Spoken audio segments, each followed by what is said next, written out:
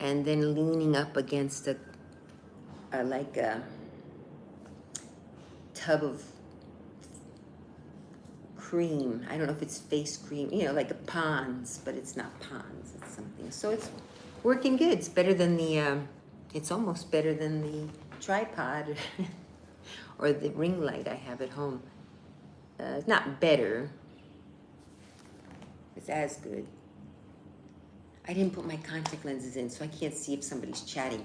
I'll be right back. Well, if you come and there's no one here, you'll know I'll be right back.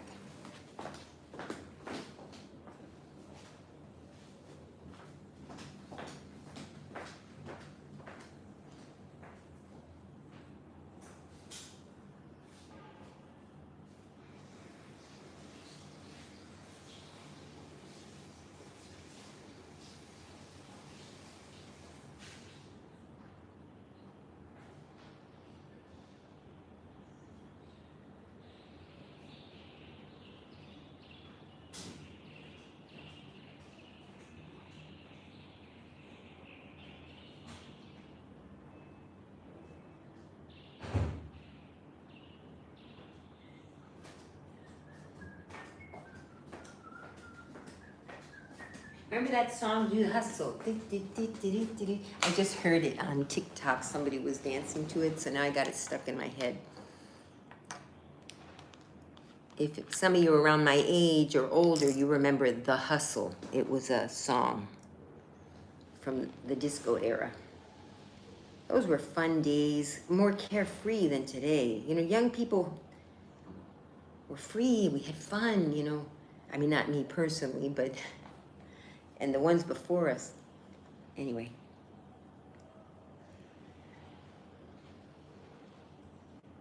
Let's see if that's in there. Is anyone here yet? Oh, hello there. Hello there. Oh, hello. Hi. How are you?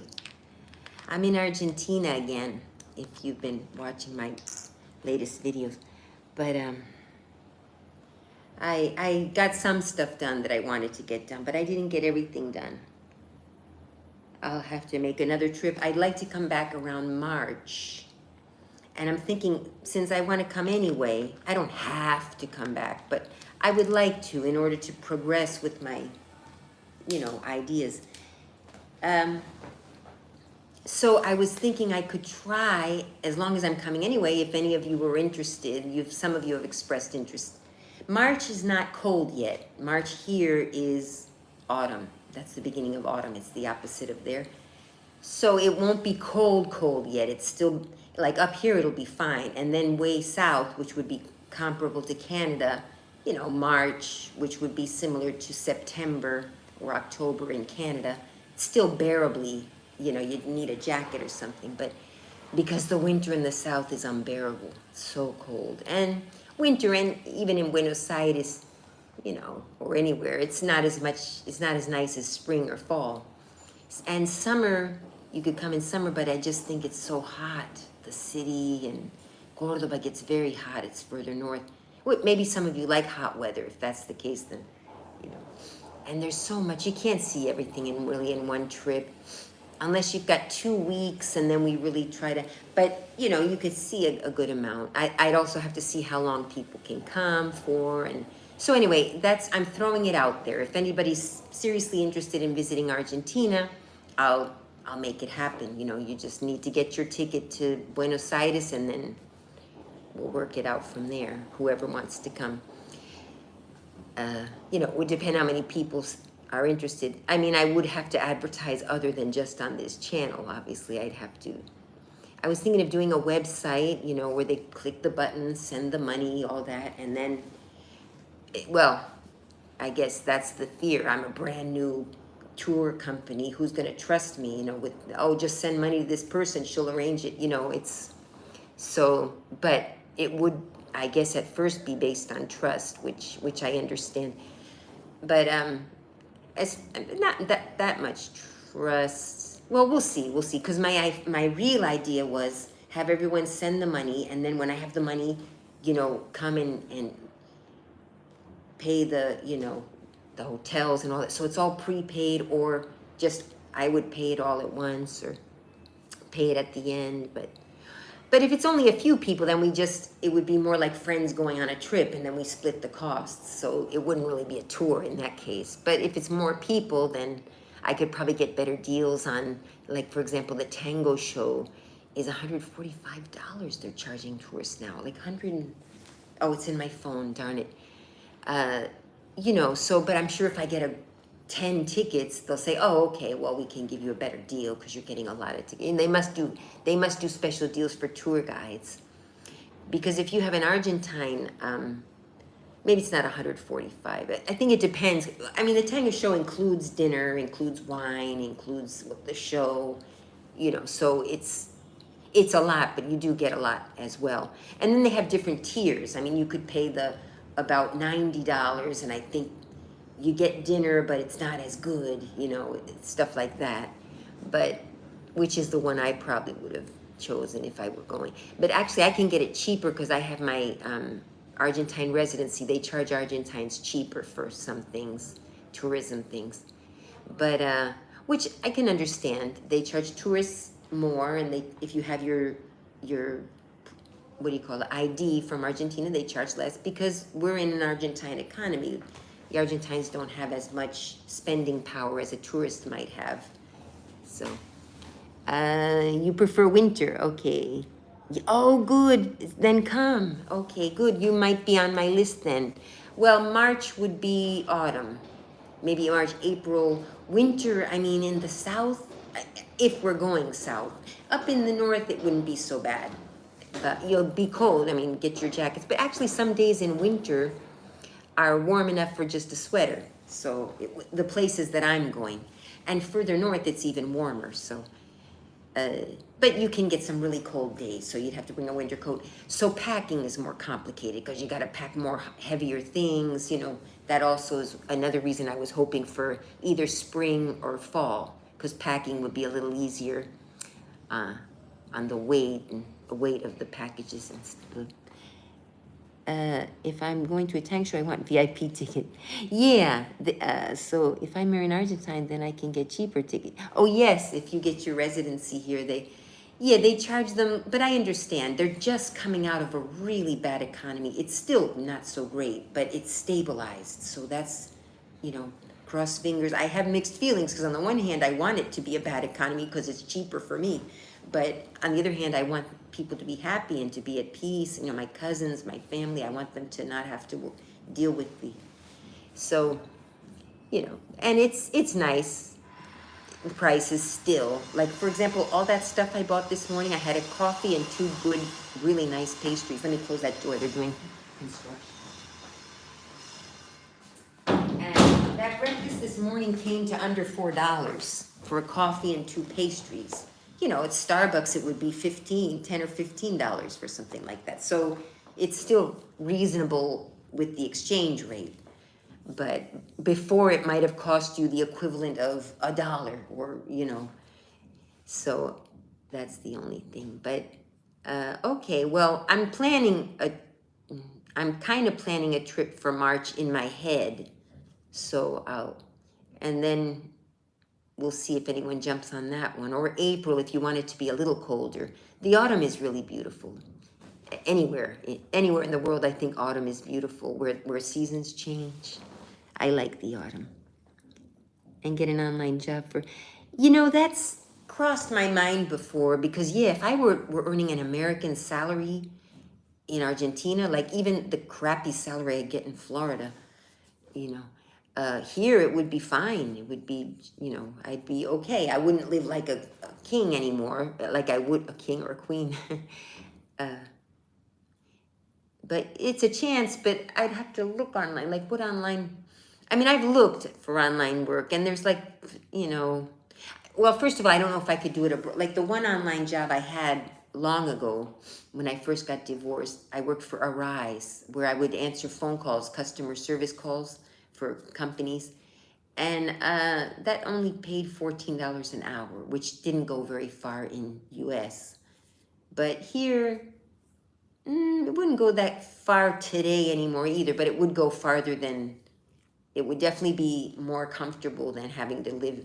And I wouldn't have to rent. I have luckily an apartment that's My mother paid for it. It's my mother's apartment, but so I could live here, or I could live, I could live in any part of Argentina if I wanted to.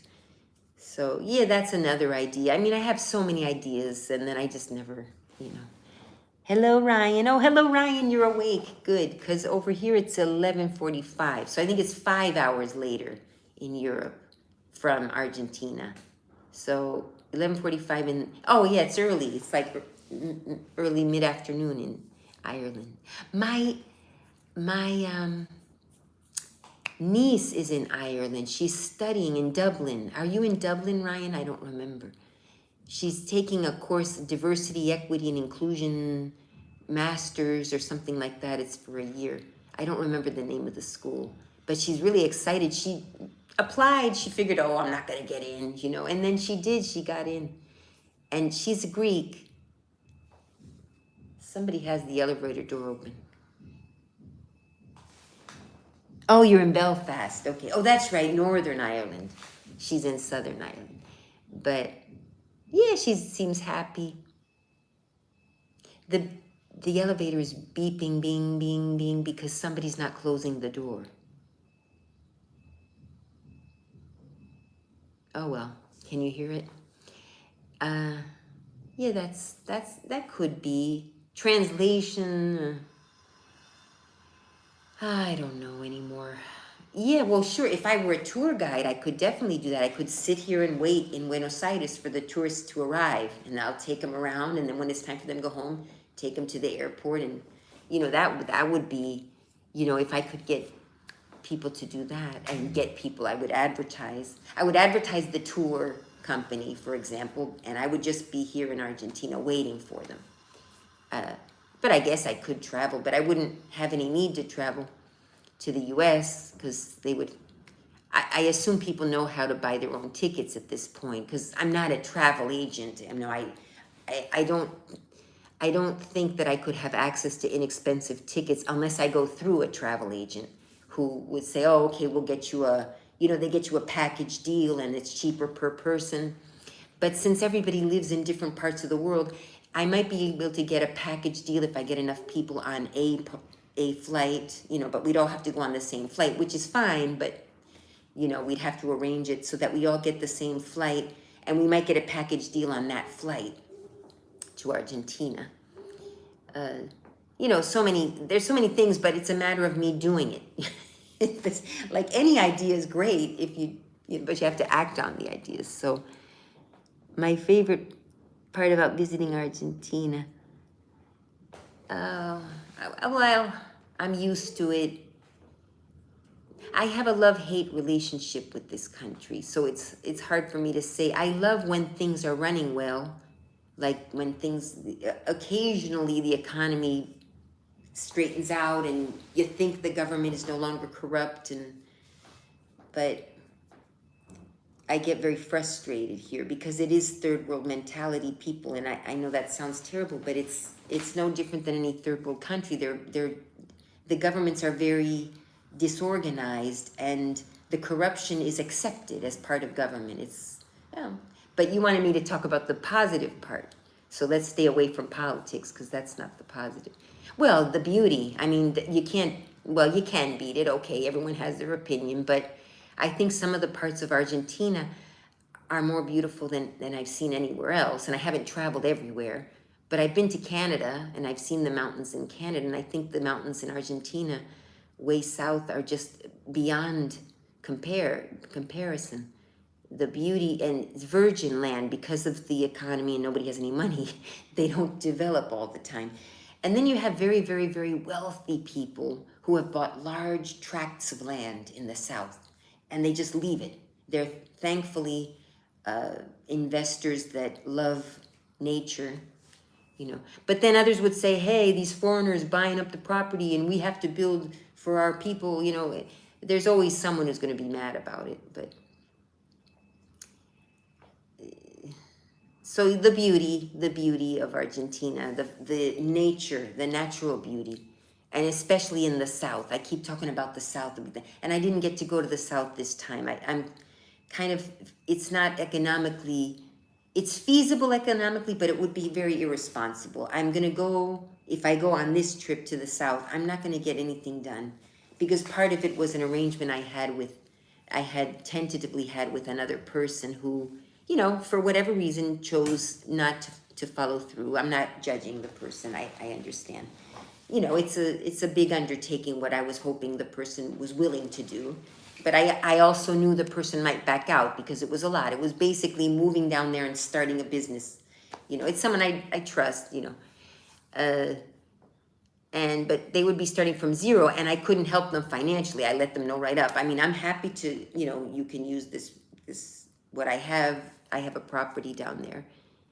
Because the person doesn't, long story short, it's not going to happen this trip.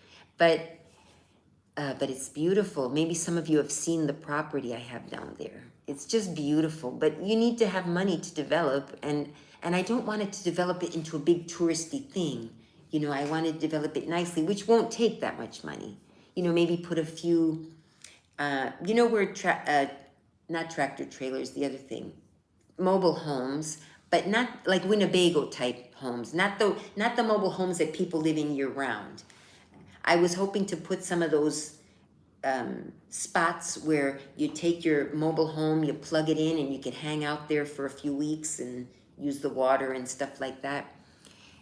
Because there are people who drive around, relatively well-off people who have their Winnebagos and mobile homes or whatever. And they vacation in the south of Argentina, from other parts of Argentina, from Chile. Some come from Chile. There's fly fishing down there, which I don't know how to do, but I know it's very fancy kind of fishing with the and skiing in the winter. Anything you can do in Canada, basically, or in a cold part of the United States in the mountains, same thing. But it's pure, untouched, because there's just, it's in quotes, undiscovered. It's discovered, and it has grown a lot over the past 10 years or so in people going down and investing down there and opening businesses. And so it's growing very slowly, which is nice. I'd rather it grow slowly like that. Over 30 years ago I visited, and now it's quite large, quite big. And, but it's still small area, small towns, and the gossip travels. Like if I'm the girl that came from the United States and I sleep with 2 or 3 men there, everybody's gonna know about it. I'm not saying that's what I'm, not that I was planning to do that, but I'm just saying everything is gossip. People are gonna know, and especially you come from another, even though I'm of Argentine descent, I'm La Americana when I go down there. La Americana, I'm very white, I act not quite Argentine. I'm familiar with the culture, but I obviously am contaminated with the American. I don't want to say contaminated. I love America, but we do have our ways, where, in a small town, business is done in different ways. You have to be careful. Very kind of machista society still, especially in the South, where there's less. Here in the big city, you have the feminism and the women are free and all that. But even so, it's still a Latino country. And in Latino countries, you're always going to have a little touch of, you're a woman, don't forget that, which is, it's not necessarily a bad thing, depending, I don't think there's anything wrong with a woman behaving like a lady. She can still be very independent and educated and have her job. And, we've had a woman president here. We've had 2 women presidents in Argentina. I think only 2. Yeah, one was the wife of Perón, who was, no, he died. He was not assassinated. He died of cancer while in office. And then his wife took over. She wasn't the vice president. I'm not quite sure how that all went. So yeah, see, that's kind of weird. Why would his wife take over? Why wasn't there a vice president? So, and those were different times, of course. The military government was still in power. So, and now it's a democracy, but democracy is very new in Argentina. 20 years maybe old. I don't remember when. It was the 1980. wow, maybe 30, about 30. Anyway, relatively new as compared to the United States. We've been a democracy since basically, the beginning, bicentennial, 1776, all that. And they don't work the democracy right. People still have that mentality of swindling. Contracts you have to be very careful. You can do a contract and it's by law and you have to do everything properly. But yeah, people still have a little bit of a mentality.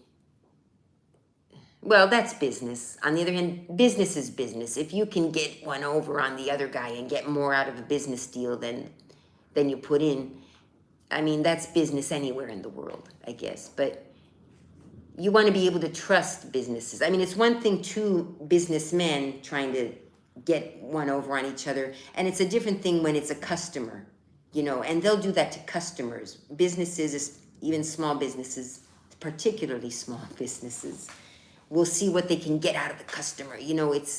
And if they swindle the customer, it's the customer's fault. Customer service is still, in the small businesses, has a lot to be desired. But in the big companies, it's like anywhere, McDonald's or the banks, a large bank. I trust them with my money. I don't trust the economy is going to keep my money worth much, but I trust the bank is not going to steal my money. So that's still, good. I don't think we have FDIC insured. I don't think there's anything like that in Argentina. I think if the bank goes under, you're out of luck.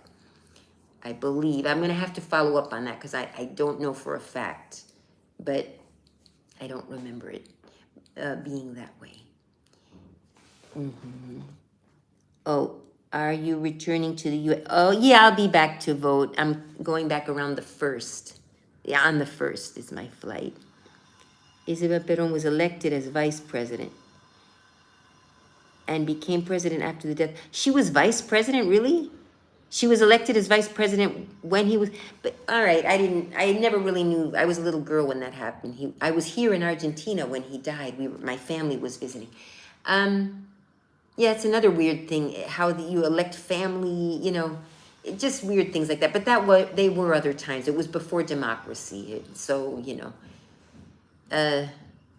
or theoretical democracy. It's really still not. It's a perceived democracy, and it could become a democracy. And this new president, the one that's here now, a lot of people don't like him, but he's doing it. He's, sometimes the unpleasant ones are the ones who get the things done, and you don't like what they say because they're telling the truth, and it bothers people. People get angry at the truth, and I used to. And then finally I said, well, sometimes people just need they need surgery with anesthesia. There's a saying here. Actually, Menem said that, and he turned out to be corrupt too.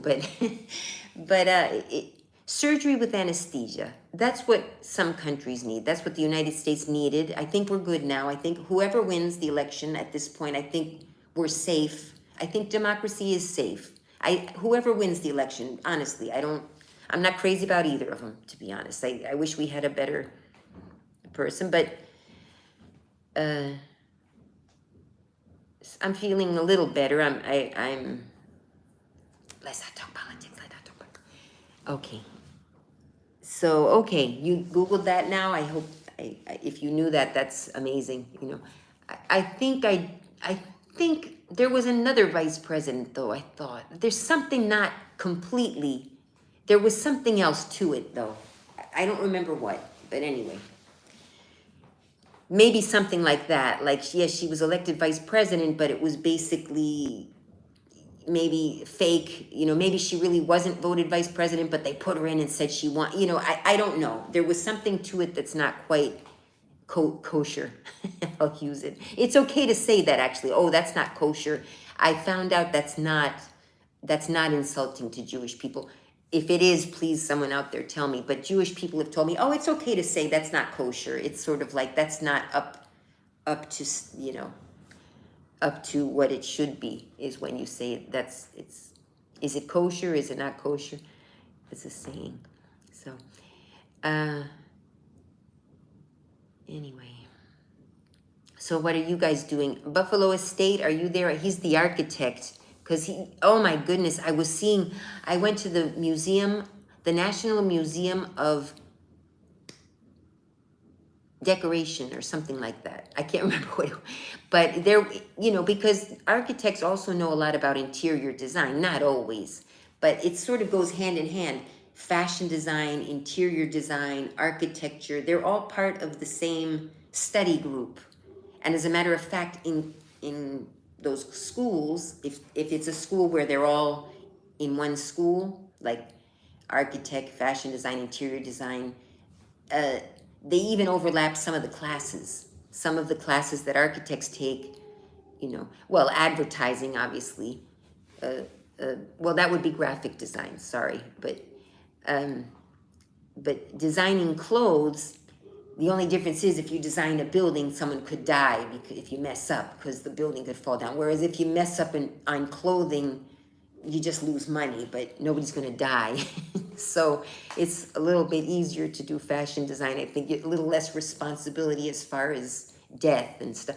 But no, actually there's other issues in fashion design. I'm going off on this tangent now.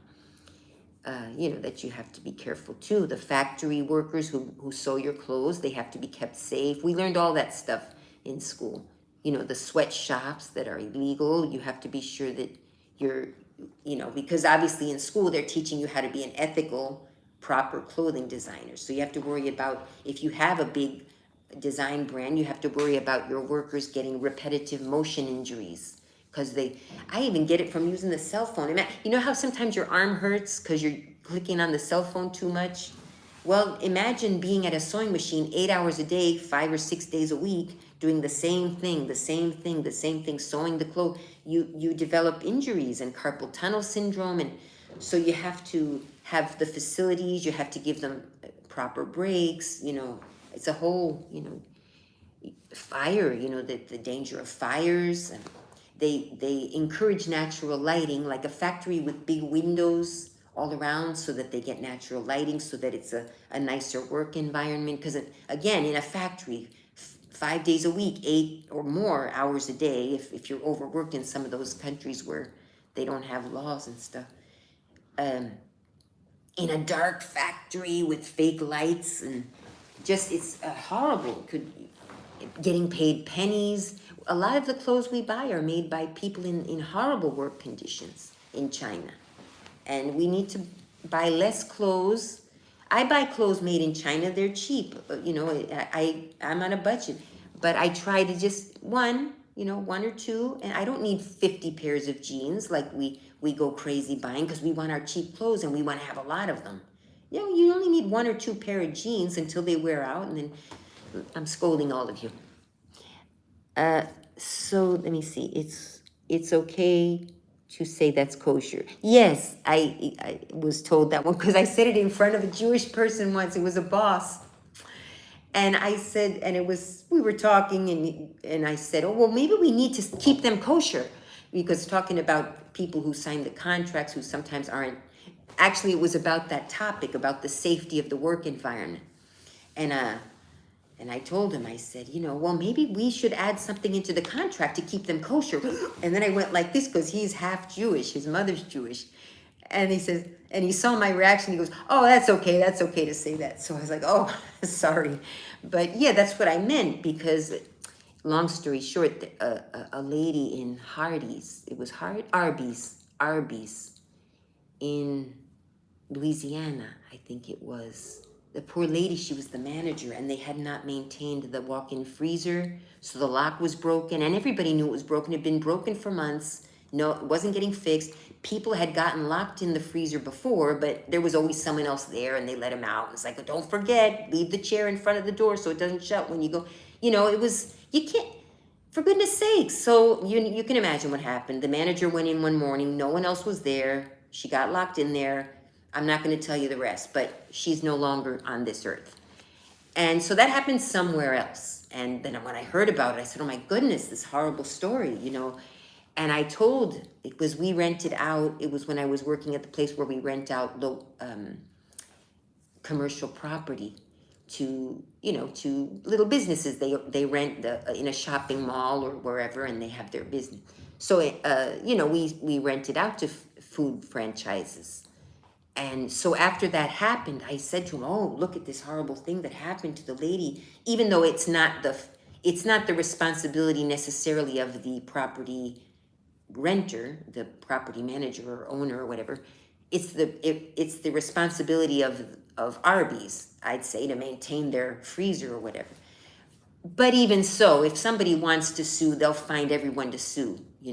So I said to him, maybe we need to keep them kosher. That was my point of that whole thing, was like maybe in the contract we need to add that they are obligated to maintain the property up to standards for their employees or something, even though it's not our business. Maybe we should make it our business so that something like that doesn't happen on one of our properties. That was my,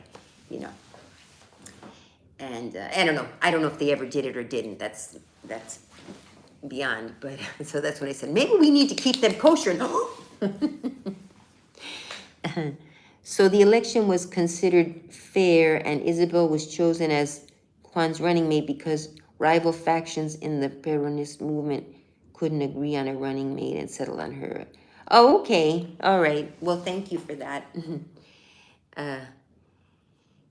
I don't like Peron, so I don't believe he helped the country in the long term. It was Isabella. No, what's her name?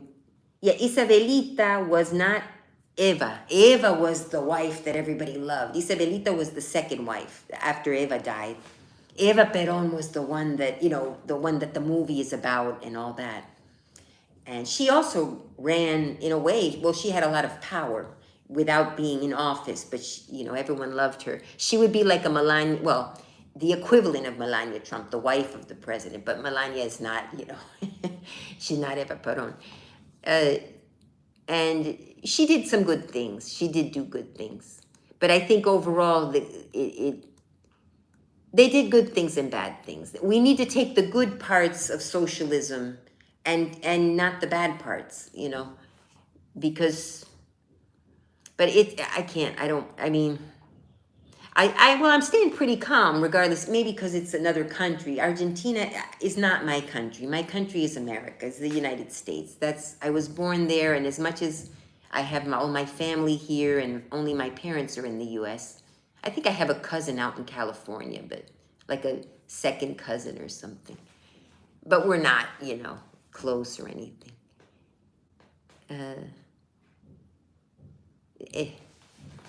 All right. So they settled on her. Oh, it couldn't agree on.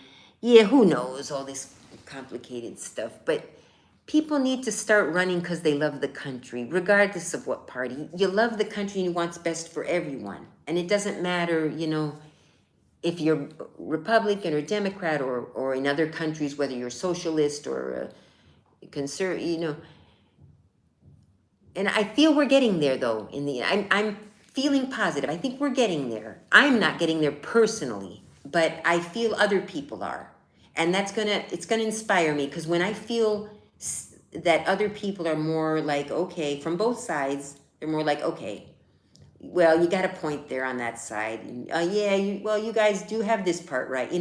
I see that starting to happen, and once I feel that's happening, I'll probably let down my guard a little more.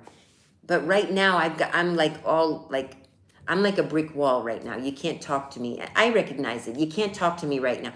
After the election, we'll talk. And I am ready for Harris to win or Trump. The thing is, we all have our lesser of two evils. I think Trump is the lesser of two evils, and others would say Harris is the lesser of two, which is why I'm thinking, okay, if we both think that we're voting for the lesser of two evils, then both of us will be like bummed at whoever wins and happy at whoever wins. But something's got to give, it can't be that because I'm white and I think that crime is, it was happening in my neighborhood where I was living, when I was living with Robert. I was very unwelcome in that neighborhood, and I wasn't even as vocal as I am today. But I mentioned that crime was rising. I said, hey, what's going on? We're having all this crime. There's no crime. There's no crime in our neighborhood. And yes, there was. And now we have a horrific crime problem in East Bethesda. There was a four men with arms robbery just the other day in East Bethesda, Maryland, which never had crime 3-4 years ago, there was not even a drop of crime there. Now we're having carjackings, armed robberies, and that's all over the country. But, the people in East Bethesda were, oh, it's not in our neighborhood. It's not happening here. And I told them, yes, it is. Look at the crime stats. I was telling them we've had, and so they were very mean to me. And so finally I said, well, screw this. If just because I'm pointing out that we have a crime problem, they're going to treat me like this, then I'm really going to say what I think about them. And I started really pushing back. And so I said, and it's just because I'm white and because I'm not completely in agreement with everything that they were saying. That's what it was. I mean, I was my own personal experience. So I said, well, this. I'm not going to say bad words on this live. But they were so catty. And then they started attacking me, not even about that. Like, oh, you don't even live here. Because then I did leave, Robert and I don't even know if we're broken up. I guess we kind of are, but I still visit him. They started saying stuff about my relationship, like trying to act like Robert kicked me out or something. He didn't. And I'm always visiting, and he that's one little thing that kind of bothered me about I understand his situation, though. He has to get along with them because they're all his neighbors, and he had to, so he didn't want to rock the boat and take any sides. And I kind of understood, but it kind of bothered me that he at least at home could have said to me something like, yeah, I'm sorry how those people are treating you. I know it's difficult for me too because I have to get along with everyone. He could have said it, and just at least made me not feel so alone, because it's hard being new in a neighborhood and people be so mean to you. It was really hard, and I'm done with it. And then some people then realized how mean they were being, and then they started being a little bit nicer. But, I was being completely judged. They didn't even know me. They didn't even know my politics, because we never discussed politics. I just mentioned that there was crime, and I was concerned about Robert. He's in his 70s. He can't afford to get bumped on the head. One guy there had been a robbery in somebody's driveway with a gun to his face in one of the neighbors. That happened like 3 years ago. And I was like, what are you guys not seeing? A man had a gun held to his face by 2 perpetrators. There was at least one gun. We don't know if the other guy also maybe had a gun. His car was stolen. In his own driveway. Like, if that doesn't wake you up, what will? And that wasn't a single case. It wasn't just a one-time case. And these are people who don't know how to defend themselves because they're not used to crime. It's not like you live in the hood, you grew up there, you know how to kind of avoid if you can, you avoid certain situations, you know not to stand in your driveway at night. In East Bethesda, standing in your driveway at night is a perfectly normal thing to do. So, well, now you know where I lived, but anyway, it was in Maryland. Very fancy neighborhood, but not the fanciest. East Bethesda's well-off people, the kind that talk a lot about how great they are and they're virtue signaling all the time. They don't do crap, because then when there's a benefit to help the homeless or, I can't stand those kind of people. It's just bloviating, over-important. Are your parents from Argentina? Yes, they're both from Argentina. I'm just going, but I'm an African American. No, come. You'll be safe. And in Buenos Aires, it's normal. You see a lot of African refugees from Congo. Not a lot. You'll see them. It's not like in Buenos Aires, it's not like, oh, a black person, And it used to be they'd see you, but it's not like they would be mean to you. It's like, oh, a black person. Like, they're not used to seeing black people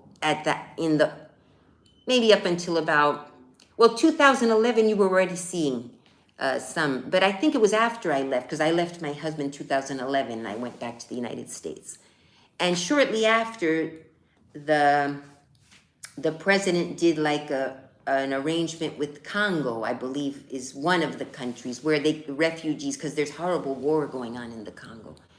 So then you started seeing them in Cordoba and Rosario, and in Buenos Aires, it's common to see them now. It's not, so if you're African American, you won't, you won't stand out like a sore thumb.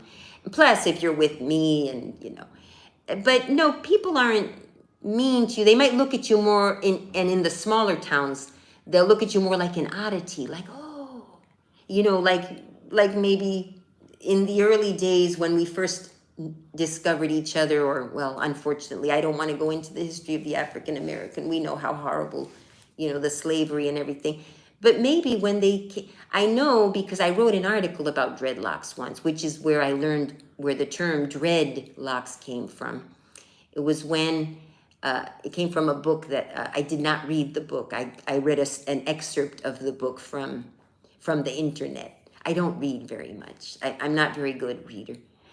Yeah, and so they would come down from the ships and, oh, their hair, because of course after months and months and months in the horrible conditions, they came out with their hair looking quoted by the white women as they descended from the ships. I think that's the exact wording. I don't want to take credit for how dreadful, they said. And so they were called dreadlocks.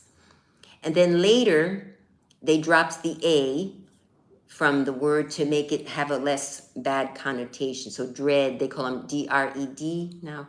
But anyway, I try to teach, in general, what I've learned, what little I learned.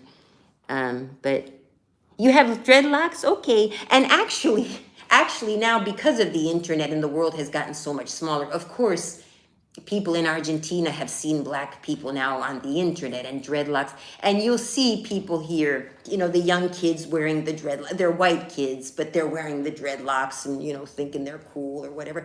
They may or may not know the history of it, though. But yeah, in a smaller town, you might but they may be looking at you because they find you attractive and different and interesting and, so, but yeah, you see them. You won't be mistreated. If you come alone, I don't know the experience of African Americans coming on their own, and I would trust if you speak to some, you can ask them. But I have actually seen. I don't know if they're African Americans, but I've seen Black people alone, walking that I don't believe are Congo refugees. They look like either businessmen or tourists that we're just walking. Well, Brazil also, don't forget, Argentines go to Brazil for vacation a lot. So they've seen Black people too.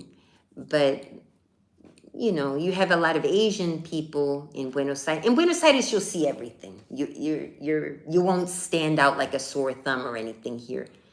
And, but yeah, come on my trip then if you want. I'll have to do a website and say, okay, this is the date I'm planning, and maybe have a comment section on the website. I'm not sure how to plan it because I'd have to see how many people. Like if I can get 5 people, that should be, or 6, because then we could split hotel rooms, or because this apartment's going to be rented. Otherwise, I'd say, hey, if there's 5 or 6 people, the 6 of us will want to sleep on the couch, 2 there's a double bed, then there's 3, there's 1, 2, 3, 4. There's actually room for 6 people in this apartment, cramped and only 1 bathroom. So, but I mean, if we really wanted to go cheap, we could stay. But the problem is, this is probably going to be rented in by the time March comes around, because I don't want it to remain empty. And, it is a small income for my mother. So, just have spending money or whatever. It's more than small now. It used to be small. Now, like I said, the dollar is more stable, so it's a little bit better. It's still not much, but. And then, yeah, and the rest of the place we'd split hotel rooms between maybe 3 or 2 people, and then you can really get cheap deals. That's why I wanted to get at least 5 people plus me. And then if it's 1 week, well, 1 week isn't enough. 10 days. 10 days, you could see 3 cities. I'd like to squeeze Mendoza in there in the south, and then that would need at least 2 weeks, which is usually what people have for vacation anyway. But it would be, go. And then some people like it a little more relaxed, and they don't want to go. I'm more of that kind of person, but I know that people want to get their money's worth. So if you're spending all this, like I mean, back and forth to the United States is about $1,000, give or take. I got a ticket this time, very uncomfortable flight for 800, about 825 plus tax. And I didn't check a bag. I didn't check a bag, and then I had to check the bag by force because they didn't have room left, and it was free. So otherwise, if I would have checked a bag, it would be like another $40. It's un-American. But we don't have to come to Buenos Aires first. We could come to Cordoba through Panama. There's a lot of options. Oh, now I'm really rambling. You would come, Ryan? Oh, yay. Okay, March. My first date that I'm shooting for is sometime in March. The population of Buenos Aires is 8.9. It's mostly white. 2% black, 2% Asian. The rest are mixed Spanish and indigenous. Yeah, it's mostly white country for many reasons. You can Google that. I mean, there are different schools of thought. I believe the negative one. There's a story that, the people who don't want to face the truth. Well, over time, they blended in with the white population and they were basically exterminated, I believe that story. And, the Argentines are going to tell you it's not true. They had slavery in Argentina. That's why we do have some people of black descent still in very, I mean, you can't tell. Obviously, there might have like a little drop left, but no, it's a tragic history. I was even thinking of maybe doing a tour. That would take a lot more planning, though, and I'd have to be extremely sensitive. And I don't know how open there are Argentines who agree with me, but I don't know how open the Argentines would be to that kind of a tour, because they don't want to admit it. So, and so I don't know how to handle it. But, we've done a lot of work in the U.S. We still have a lot more to do as far as awareness and people admitting to the sins of the past. But we're doing it. And other countries, some of them haven't worked on it as much. So Argentina is one of them. Just to develop a sensitivity. History is what it is. I mean, I'm also of that train of thought. Well, history is what it is. It happened.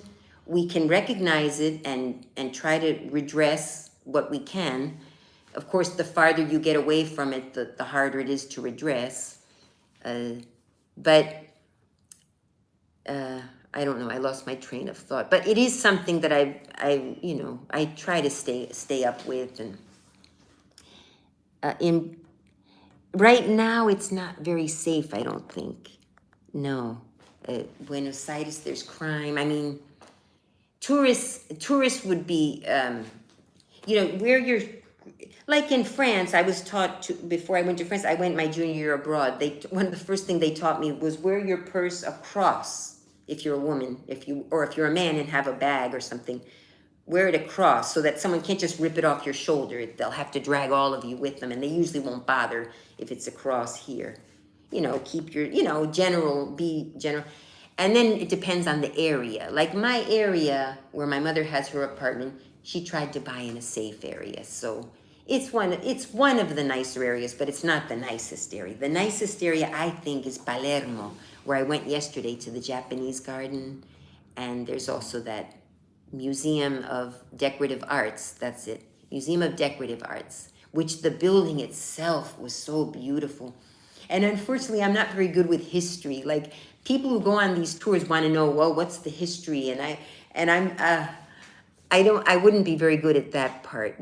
Like, if you're someone who wants to know about the history of the architecture and all that, maybe we could get architects in Argentina or something and they'd have to know English. But I could do that. I have an architect in Cordoba architect, and a couple engineer friends. So I could get them. They wouldn't mind, probably do a tour of the city and tell you all about the architecture. And even in Miami, I wanted to do an Art Deco tour once, and I took a friend to kind of and I was just reading from the paper. I couldn't remember the stuff. So I guess if you take a paper with you and read it every time you do a tour, you eventually memorize it. So maybe that's what but the first tour, if I were to do some kind of tour where I'm talking about history, I'd be reading from a piece of paper that I would have prepared. So you guys could be my first tour because you'll understand. Oh, she didn't know what she's doing. But I'm good at organizing. Okay, well, dinner's at 8. Okay, I'll come get you guys or whatever, or stay with the group. Okay, if you want to go off on your own, then we'll meet at 3 o'clock at X location. I'm good at that stuff, And the cell phone, I hope I don't get some extra charge when I get home because my cell phone is working like a normal phone. And I think I don't get charged extra for it. Well, no, talking on the phone. Well, I talk through WhatsApp and Wi-Fi, so that's free.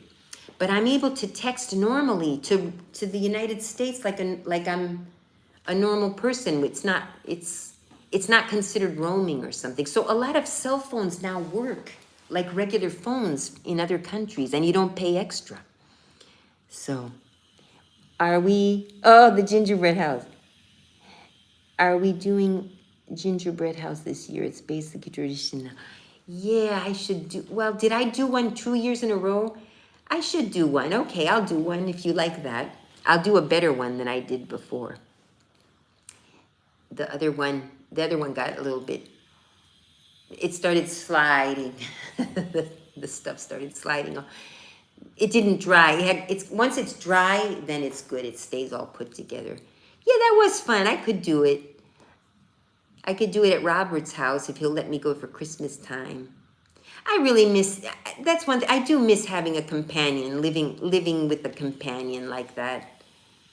And, I live with my parents, which it's not the same. I love my parents, and they can't be alone. My parents can't be alone anymore. I mean, they shouldn't. They can. They're alone now, but they shouldn't be alone. Anything could happen. Someone has to be there. So for now, but now they're going north for a few months. So we'll see. Gosh, I'm telling everybody all my business, I trust you guys, but, then people listen to the video later. It doesn't matter. It's doors locked, burglar alarm, I have those 4 cats. I'm more worried about them. I know my parents are fine. I talk to them every day. But, and they say the cats are fine, but for them, fine is not the same as my fine. Their fine is they're alive. My fine is, are they healthy? They don't. When my dog was sick, they didn't realize it. It's not their fault. I was taking care of her. But they're like, she's fine. I was like, no, she's not. Look at her. Even though she was a dog with disability, I know her fine is not the same as other dogs' fine. But even for her fine was not. I could tell she was going downhill. And it was meant to be, I guess. I'm still a little sad about it, especially here. Everybody has pets. Everybody has their little dogs in the big city, And I thought, I wish I could just have her again. And you feel like holding her or something. I want it to be her, of course, but it's sometimes you need that little. I always thought she was the perfect size, like a newborn baby, because I think there's a natural, not in every woman and not in maybe some men feel it too. There's like a natural weight that is just right for holding something. And that might be in something innate that we don't even recognize, But it's like when I held her, it was just perfect. Just, And now I'm going to start crying. Oh, I don't want to talk right now.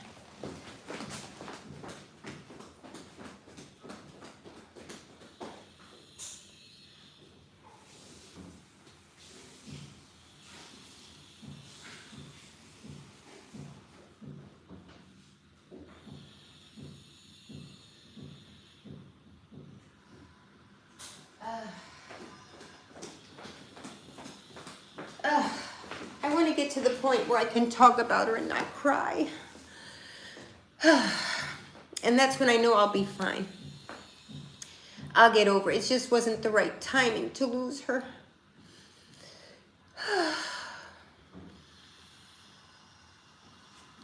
I'll be okay. Hang on, I'm gonna get a drink.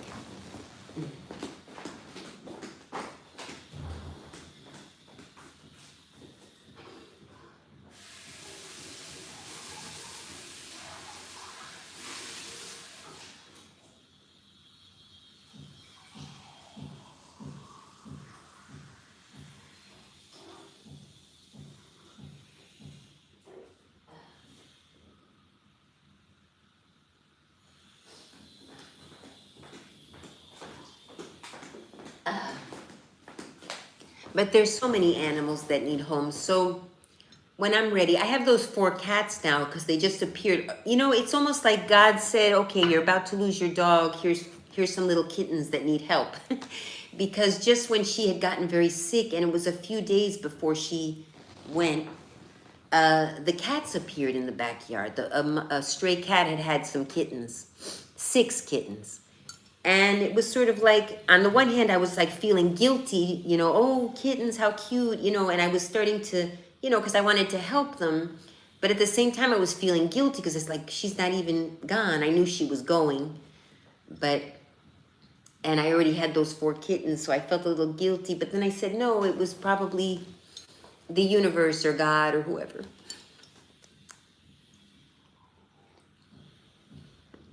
But it's not the same. Oh, thank you. Yeah, we've all had pets. I mean, I'm not the only one. I know you've all had a pet or worse yet, a person that you've lost. I mean, goodness. So I guess just crying, getting it out. But I don't want to cry in front of you guys. I'll think of another topic. Hang on. Yeah.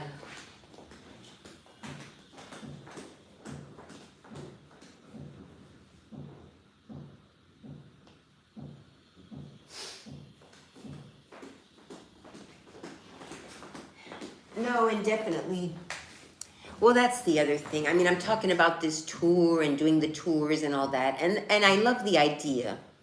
But on the other hand, what's healthy for me, what's always been very good for me, is 9 to 5, Monday through Friday, just that consistency, even with the low pay, you know, whether it's when I get paid better, it's even better. But going somewhere, coming back, and having a routine is very healthy for my kind of personality. Sometimes I need that. But then that's the problem. Once I'm stable, I'm feeling good, I've got my routine down, then I start to get anxious. This is getting boring. It's all the same. I can't take it anymore. Then either I quit or I start acting up and I get fired so it's like I need both. I need the routine 9 to 5, and I also need the freedom to just do, you know. So we'll see. You know, maybe by March I'm in a job 9 to 5. I'm back on track. You know. So anyway, oh, the Poshmark show. I can't do it from here because Poshmark is only in U.S. and Canada right now. But I will do one when I get home. I haven't done one in a little bit. I did a couple that were not on, because I've done a few, and I've done at the same time on YouTube, so you guys would watch from the backstage. You guys had the backstage view while I was doing it too. But I did a few that I didn't show on YouTube. But I don't really get sales from them, but I don't know, it's fun talking to people and then letting them share their things sometimes, and I could there are people that do well on Poshmark. And the more, like, now I'm a Posh ambassador. And there's another tier that I'm going to try to get to. So it's sort of like they incentivize you to keep trying to, and it doesn't cost you money. It costs you money in the sense that you buy clothes and you resell them, and you might sell them at a loss sometimes if you're not firm on the prices. And I've always been bad at that. So, but I have earned, I've gotten lucky on a few pieces. I bought this really weird looking thing when I went to visit Robert in Maryland. I bought this really weird looking, like, it looked like a balloon. It was a caftan, but from the 1970s. And it just looked like a big balloon thing. It was geometrical shapes, and it was only $20. And and at the time, I always do this. I'll buy something for the fabric, saying I'm going to cut it up and make it into something, and I never do. But you guys know me by now. I'm going to do this, I'm going to do that, and then I don't do it. But I bought it, and then it was just there, and then I put it on Poshmark, and somebody bought it. So I bought it for $20, and I sold it for, I think it was $80. And Poshmark got their cut, but I ended up making a profit on that one because there was a name in there, George K. Loon. If any of you is older, like from this age 60, 70, like my age, a little older than me, might recognize that designer's name. So he was apparently a designer in the 1970s that was popular for these caftans that he was making. So that was one of them. But then I wonder if it was a counterfeit, because I looked on the internet, of course, that's how I learned all that stuff. And then I found that the label had a special kind of label, and I compared the two labels, and at first they looked exactly the same. But then after I sold it, I checked again because I had pictures, and then I realized, oh my gosh, the Y was different. Like the Y in the original was just like this, and the Y in the one that I sold was a loop. So then I said, oh, maybe it was a counterfeit. I didn't know. But so I might have sold a counterfeit K-Loon, but the person bought it. So, and it's not like it, because actually there's one good thing about Poshmark, that for very, very, very high priced items, like I think it's above a certain, might be above $500, like really fancy stuff, you're obligated to prove that it's really what it is. You can't sell a counterfeit, but it has to be at a higher price level. So that's a good thing. There's a guarantee that what you buy on Poshmark at the high price stuff is really what it is, like a Gucci or all those things. I've been seeing a lot of these little Gucci purses that are not so expensive, but I don't know if they're real or, but it's nice. A lady gave me a used one, and it's wonderful. But then I saw some other little girl with one, and it looked like the same purse, but I don't think it's one of those kids on the internet that the mother puts them on the internet and they try to get sponsorships and stuff. But she was doing a commercial for Target or something. So maybe it was an imitation, I don't know. But it looked exactly like my purse, so.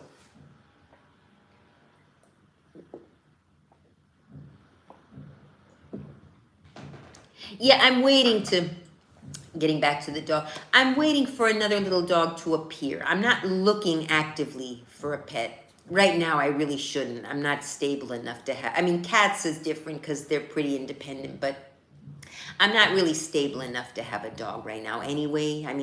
I would have been for my baby, but someday in the future, a dog is going to appear. It may not be a puppy. It may be a grown dog. And when I'm in a better position to take on a dog, I'm definitely going to adopt a dog again. It have to be small. It's not going to be more than, 10 pounds is my limit. I need a dog that I can pick up. 10 pounds is even a little too heavy for me. But I don't believe in buying dogs. Because sure, I could just buy a Yorkshire Terrier, and those are about 7 pounds. But I don't pay for dogs. We did once when I was a little girl, we bought a dachshund. And that's the last time. My brother bought a dog from a breeder, and some breeders are very responsible breeders, and I'm not saying all breeders are bad, but a lot of breeders are not responsible, and they're puppy mills, and so and I would just rescue a dog, but it'll be one that will appear, maybe a dog that needs to be adopted that will be on the internet, or who knows. I'm not But it'll happen, and then I'll have another dog, and I'll have another heartbreak, because that dog eventually will pass away too, and that's just how it. And I also have to be careful, because my age, I'm 60, I also have to be careful. I don't want to die and leave a pet.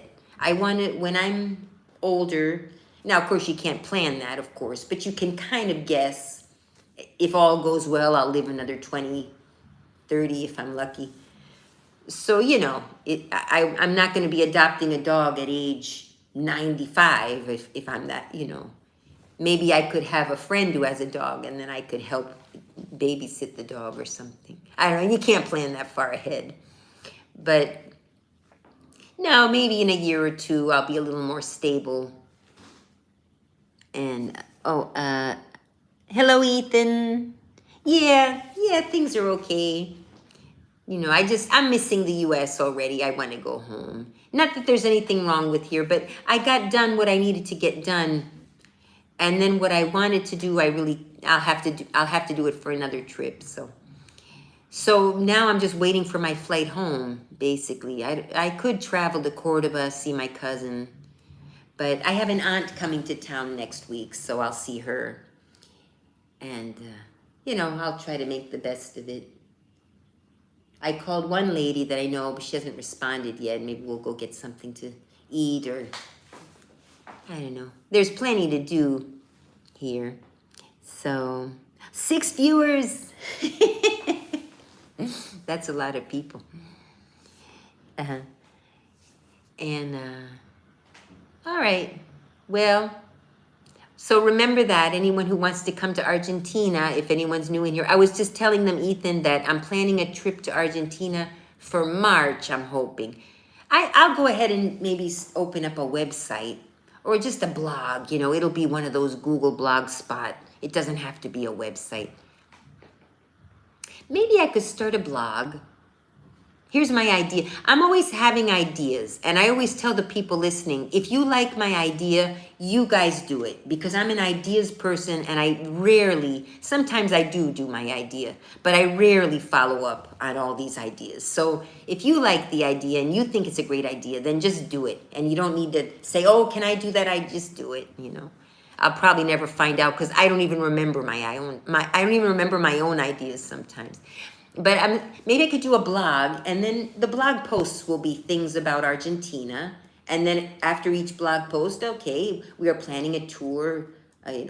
For current tour dates, because we can't say the dates for current tour dates. Click here, and then click, and then that will be the updated list of the dates where I'll be doing tours or something like that. It wouldn't be difficult to organize.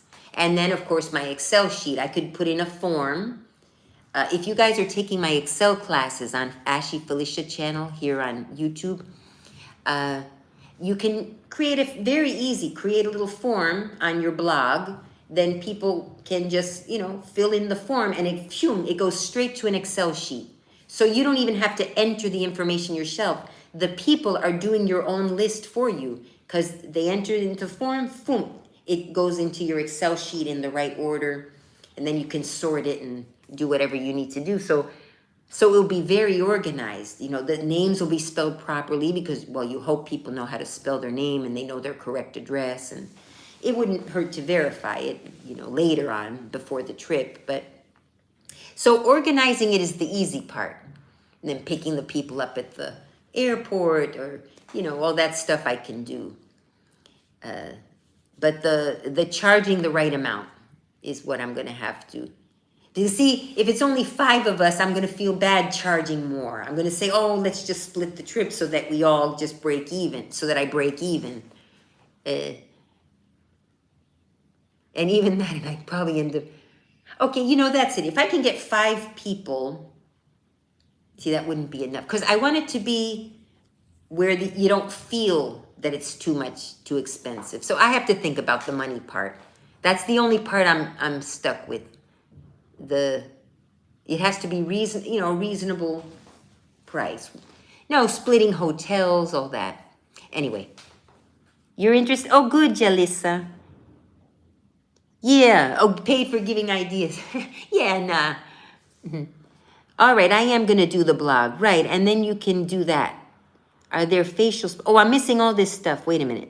Are there there are facial spas. You have everything here that you have there. The eyelash extensions and again, it used to be cheap because it still would be, compared to the United States, it would still be comparatively, it would be relatively cheap comparing to the U.S. You'd probably save some money if you happen to be here anyway.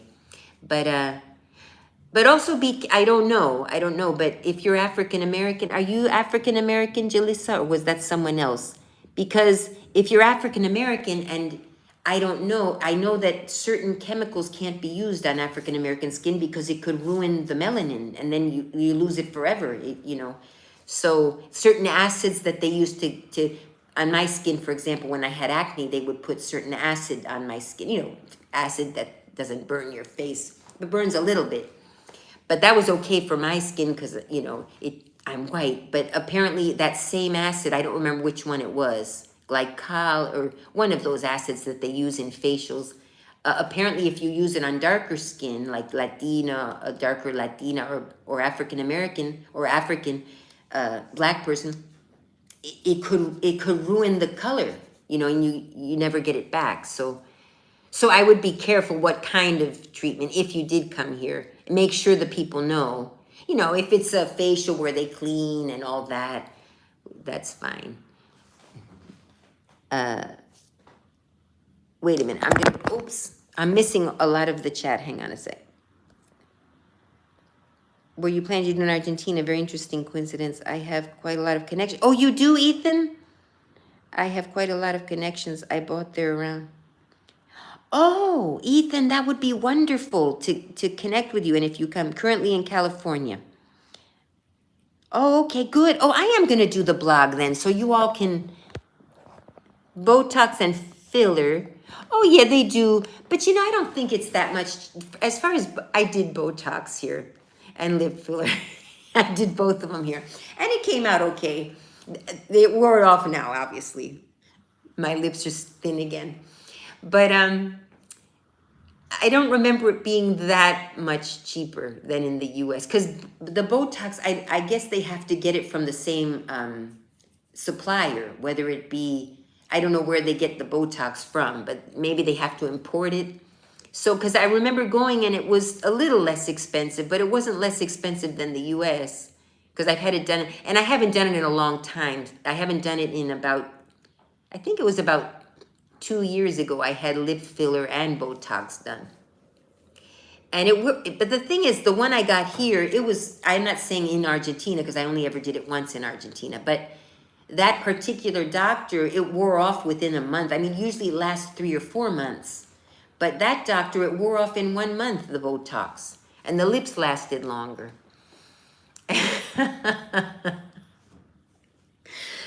Oh, goodness. And you would love to get the filler. Okay. Yeah, I mean, Argentina is known for, I think if somebody feels like Googling that, it's one of the most places in the world where people get plastic surgery, if not they're very, very, I will say that, especially in Buenos Aires, they're very, very conscious of physical, kind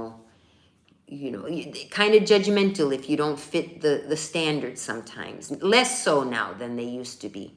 But, if you're a little overweight, or they're more exigente on the women for looks, for looks or being elegant. And I, this is how I walk around, I certainly don't, and I don't care, but I used to care a lot. I would be here and I was chubby and I had pimples and I would be like, ashamed, and they make you feel that way.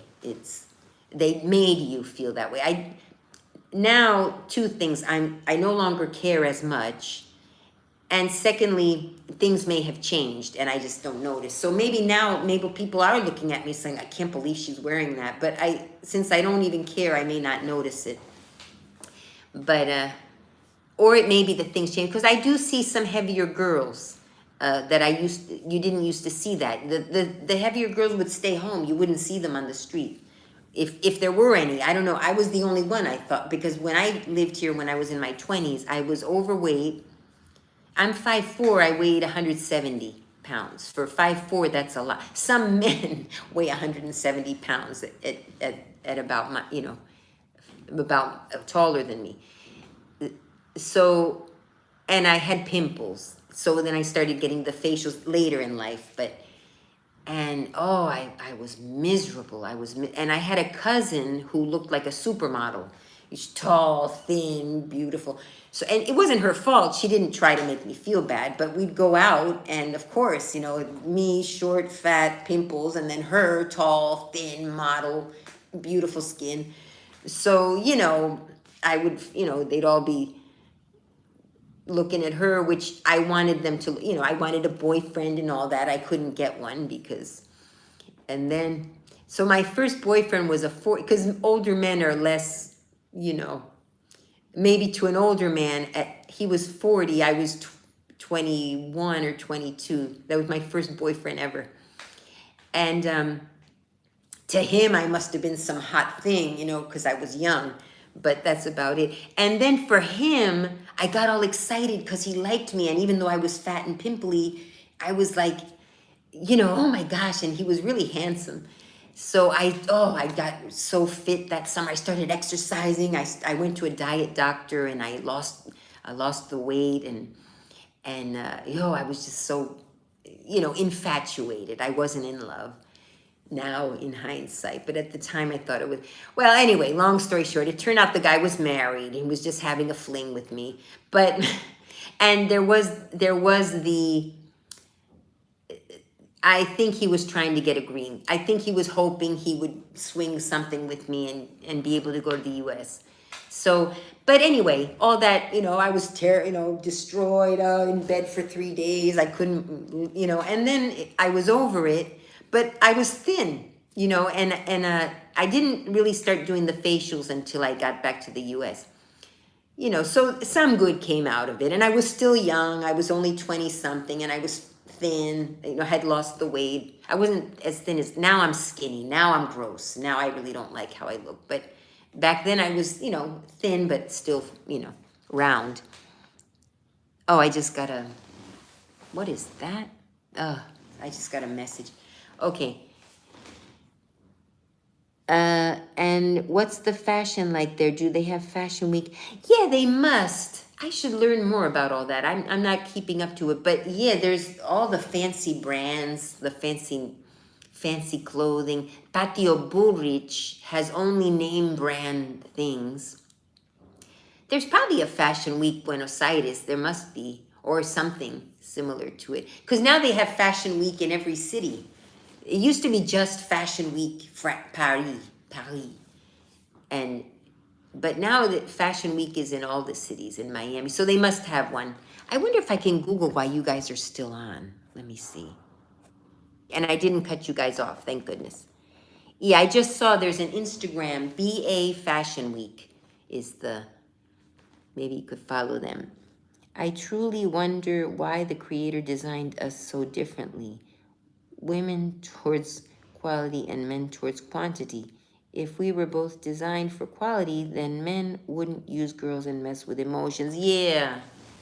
Well, that's the way it is. I guess yeah, that's a good question. Or yeah, whoever created. Yeah, men are from Mars, women are from Venus. There's a book that we think we know each other. We don't understand each other at all. And then, of course, well, but see, then we could expand upon it. Sometimes I think maybe that's why we have gay people and transgender people, and they're sort of the diplomats, because they can kind of understand, you know, different genders and try to make us understand, or they could be, if they don't, they could be the diplomats of the sexes. Like gay men have given me great advice on men, because they think like men, but since they're not interested in getting in my pants, they can be truly honest with me. Like, well, fix your hair, look at your hair, or whatever, you know. But yeah, they've told me, well, and I had a really good friend once. We're no longer friends. We had a fight, and it was over. That was the bad thing. We were fighting over like girly jealousy things. And then we fought, and we never made friends again. I was a little, I don't know. It was so stupid. It was years ago. It was like 2000. It was the year 2000. So imagine, wow, 24 years ago. I haven't seen him since. We went on a trip together. We had a fight. And I think we'd been getting on each other's nerves for a while. We'd been friends for a few years. And anyway, he used to give me great advice on, on guys. And see, a lesbian woman could give good advice. Some lesbian women, not all. I mean, it depends on the personality. But yeah, they can give it good advice to a guy. Like, yeah, well, women can think, we think like this or whatever. But yeah, it made it so complicated sometimes. I'm done. I'm done trying to figure them out. I mean, I have Robert, who's my good friend, and with him, I'm willing to give it a shot as many times as he wants. If he wants to try again or not, it's, and that's it for me. I can't go through another heartbreak. I don't think I'll survive another one. I mean, to be honest, I think, not that I would do something to myself. I would never do something like that, hurt myself or anything. But I just feel like if my heart gets broken again, I honestly think that my chest is gonna explode. I don't know. It's the last time was so horrible. At my age, I don't think I could have a heart attack or something. I honestly thought I was gonna die that last time. It was so humiliating. But anyway, yeah, why did he do that? But if you're young and you've had your heart broken, yeah, try again. Be wiser though the next time around. And I was, yeah, so getting back to my story. So yeah, it hurt and all that, but I was still thin. And soon after, since I was thin, and I met another cute guy that was my age, and it was also a fling. It was here in Argentina. But it was, what's that word? Well, it revived me. It revived me. It made me realize, well, yeah, that was sad and that happened, but here I am, and there are other nice guys, and he was a nice guy. It didn't work out because I wanted to come back to the United States, and it would have ended anyway. Like now, my personality needed some maturing, a lot of maturing actually. So I would have ended up hurting him probably. So it ended when it ended because I left, because I said, well, I'm going back to the United States and whatever. We said we'd keep in touch, and we didn't.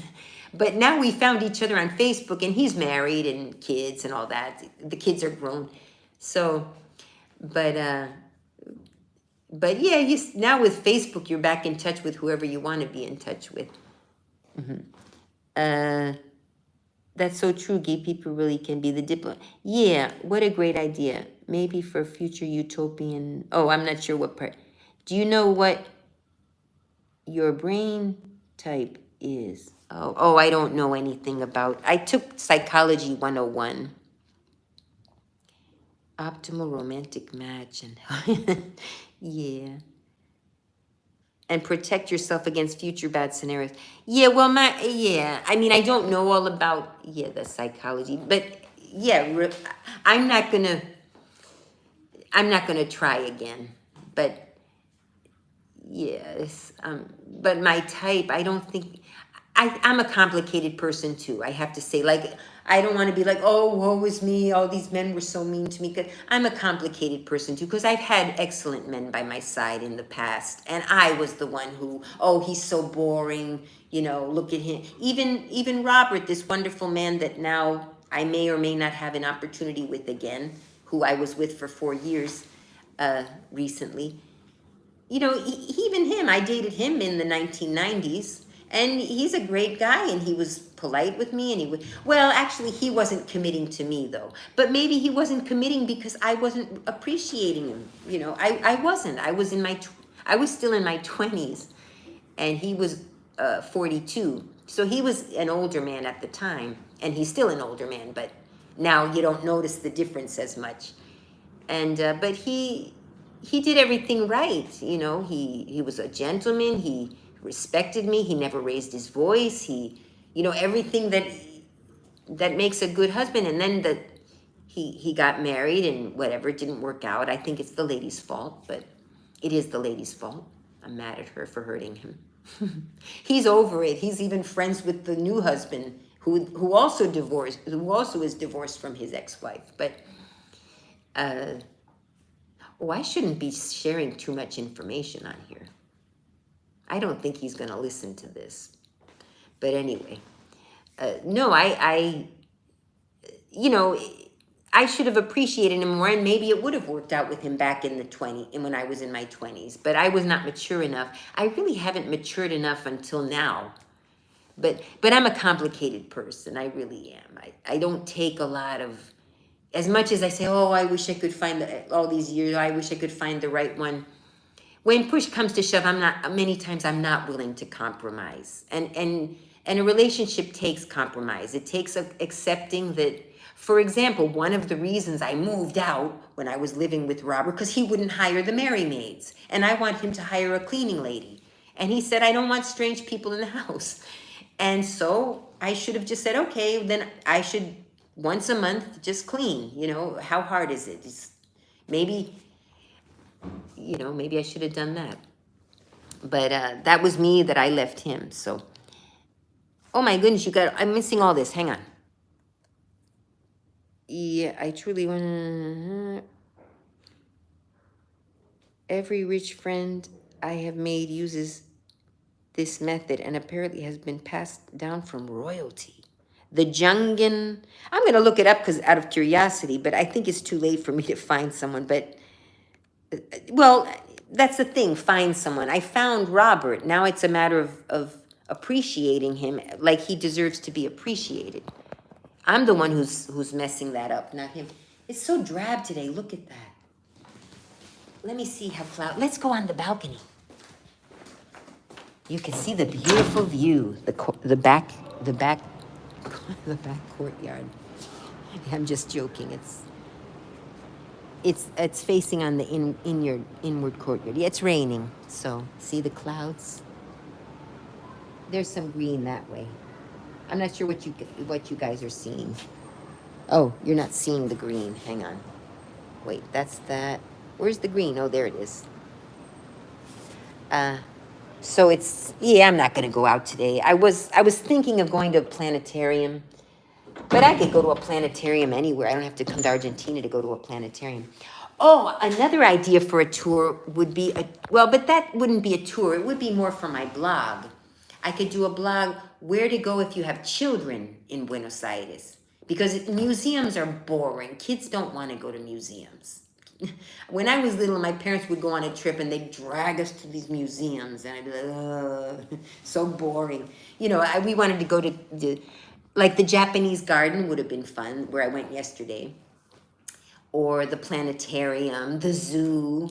There's a zoo. There's a science park, I think it's called, or something like that. It's a park with like scientific stuff, but it's a playground. But they learn.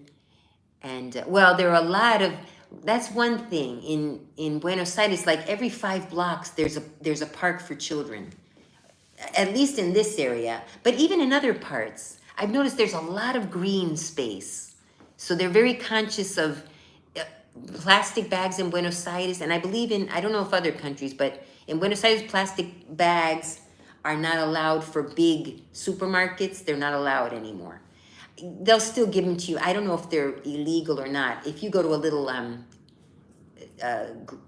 a little grocery store, they'll have the plastic bags. And I take them because I need them for the garbage, to throw garbage out, so I need them.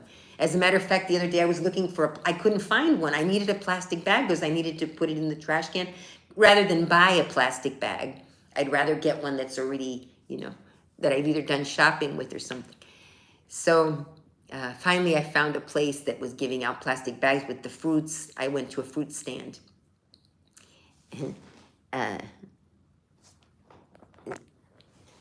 Let me see. Jungian psychology. I'll Google it. I don't know. That's the good thing about Google. You can Google. I'm a gay man. Wait, I'm missing. Oh, I'm a gay man. And my belief is that most women are just too good for most men. Oh, that's nice to say. But even though I love my boyfriend. Yeah, I mean that, and also, but sometimes women have big heads too. I think a friend of mine, a guy friend said to me once, older, my age guy, and he's been around, he's lived a long time, so he knows. He said, many women think they bring more to the table than they actually do. Because feminism is a good thing. It makes us, we're as good as anyone, and older women can be,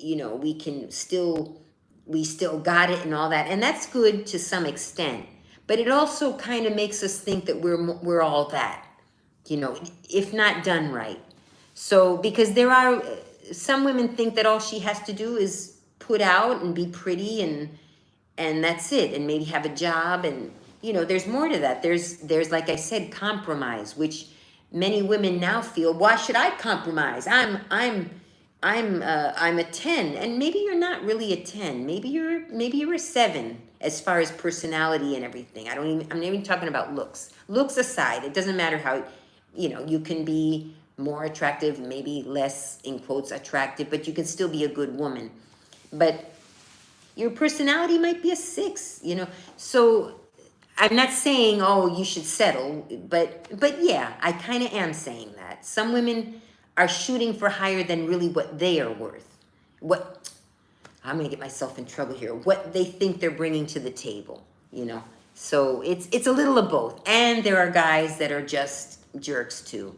And a lot of women do all the right things, and the guy's still a jerk. Yeah, but it's not always that. Because like I said, I don't want to bring it up again, but yeah, I've seen women think they're more than they really are.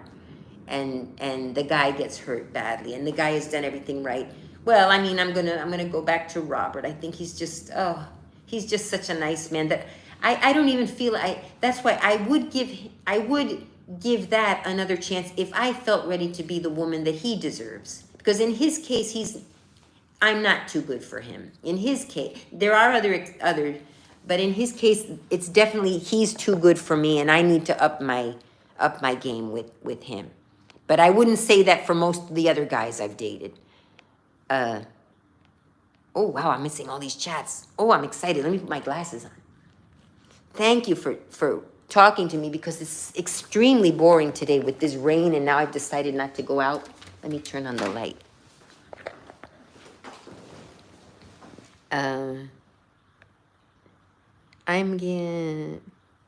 Oh, good. I'm glad that you love your boyfriend, though. And where do you live, weird worm? In hopes it may help you take the leap if reality presents you with the opportunity.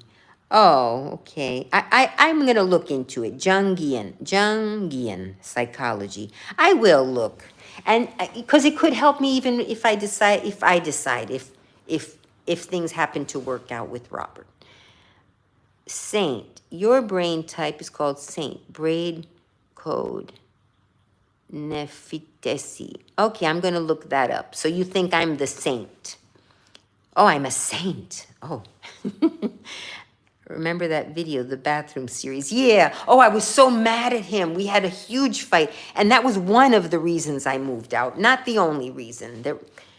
I wasn't thinking right. I was, again, you see, maybe I was thinking maybe I thought I was bringing more to the table than I actually was too. And I lost a good man. Well, lost him. We're still good friends. That's what a great guy he is. He's even, I mean, I didn't do anything to him other than move out and let him know that, look, I'm just going to move out and we can still be friends, But your perfect match, if you ever find them, is called a bishop. Oh, I hope he's a bishop then. They are very introverted. Oh, no, that's not him. Oh, socially awkward, and he is intelligent and efficient worker. He is that. Well, you know what? He used to be extremely shy. Okay, maybe. I'm trying to, here's the problem now, Ethan. I'm trying to squish him into it. He may not be a bishop, but now I'm trying to squish him into that. The saint is like the visionary for the bishop. The bishop doesn't know what to do, and the saint knows exactly what to do. The bishop is very efficient, but the saint is lazy. Oh, yeah, I am a little bit lazy. I like to think and have my ideas and have other people do them. Elon Musk is a bishop, so if you find someone that echoes his mannerisms, personality traits, go for it. The universe and laws of attraction. Okay. All right, if I find someone similar to Elon Musk, I can definitely see that. I think people should pair up with people who have the same amount of substance. Right. Yeah, and maybe not expect so much so soon. I don't know. See, I'm definitely not the person to ask about relationships, except my experience, you know. But I tend to feel, because of my experience, that yeah, most men really don't want a relationship, and they usually end up settling or accepting, well, I better have this relationship because the woman is a good woman and he's ready to maybe settle down and have, I mean, assuming the relationships are, men are utilitarian. Men will get married or commit to a woman when he needs stability, when he, you know, yeah, maybe he wants to settle down and have kids, and of course he needs a woman, you know, or you know, looks are actually, as far as relationships, are not as important for relationships. I'm learning as I get older. Looks are actually at not the top thing. That's the top thing men look for at first when they want to, oh, she's hot. You know, that definitely for the first getting noticed, looks for sure for men. They're very visual. But for having a relationship, I've seen really good looking guys that had a job and were decent guys get with what I would consider unattractive women. Nice women though, you know, nice, whatever, good, hardworking, etc. But not necessarily like you're surprised because you think he's so good looking and she's just average, you know. And because it's not the looks after all, it's the personality or the oh, one thing that really works, if you're a woman who's calm, oh my goodness, men love calm women. You don't have to be, you know, perfect, but just calm and sweet and okay, honey, okay, sweetie, let's get this done. Or, you know, I wish I could, I've tried, and it's helped when I have forced myself to be that way, but you can't, if you're not that way, you can't fake it for very long. It's going to come out. So, but if you can do it just until he gives you the ring, that's what somebody told me once. She said, look, just fake it until you get the ring. And then maybe get married and then you can be yourself, she says. But it never happened. I couldn't hold out long enough. Oh, I'm learning a whole new thing here. Let me see. We intuitives, oh, are you intuitive too? Are in this group. Always have hard time with relationship because we are so unsteady. Yeah. Oh, I'm all over the place. Intuitives need to be with other intuitives or it doesn't work because nobody can keep up with our pace. Oh, yeah. Oh, yeah. Well, and I'm flip-flopping all the time. Extroverted men like, yeah, introverted men want adventure. There's no such thing as a rule. I'm going to look that, definitely I'm going to look that up, Ethan. Jungian psychology. I know I've heard of it because I took Psychology 101 and I think I remember that, Jungian. The name, wasn't the psychologist's name Jungian? And I think I remember it mentioned in the class. But I remember Freud, of course, the seven, I don't even know if it's 7 stages of life or something. I don't remember the number even, but I remember there were the stages of life. And then Jung, oh no, it's Jung, that's his name. Carl, is it Carl Jung? Am I starting to, like, as you're saying that, I'm starting to remember something. Let me Google it. Oh, wait a minute, you just answered it. You are a saint and I am called an oracle. Thinkers for feelers. Carl Jung, yeah, I remember now. The name, that's about all I remember, is the name. Oh, wait, was that the colors? And you got to look at the colors. Who was that one? And then your personality type based on the colors that were your favorite colors. I don't know if that was Carl Jung, too. Oh, wow, amazing. I did learn something in college. I remembered a name. If I keep thinking, I remember more. But I know the colors thing. That was temperaments. Oh, okay. And I forget what that was called. The color theory. Or no, color theory. That's something else. That's for designers. But which I'm sure. But see how it all connects. Because if that color thing is true, then the colors you use in your designs or whatever you're sending, maybe messages or trying to appeal to certain types, or I don't know, you could really get out there now.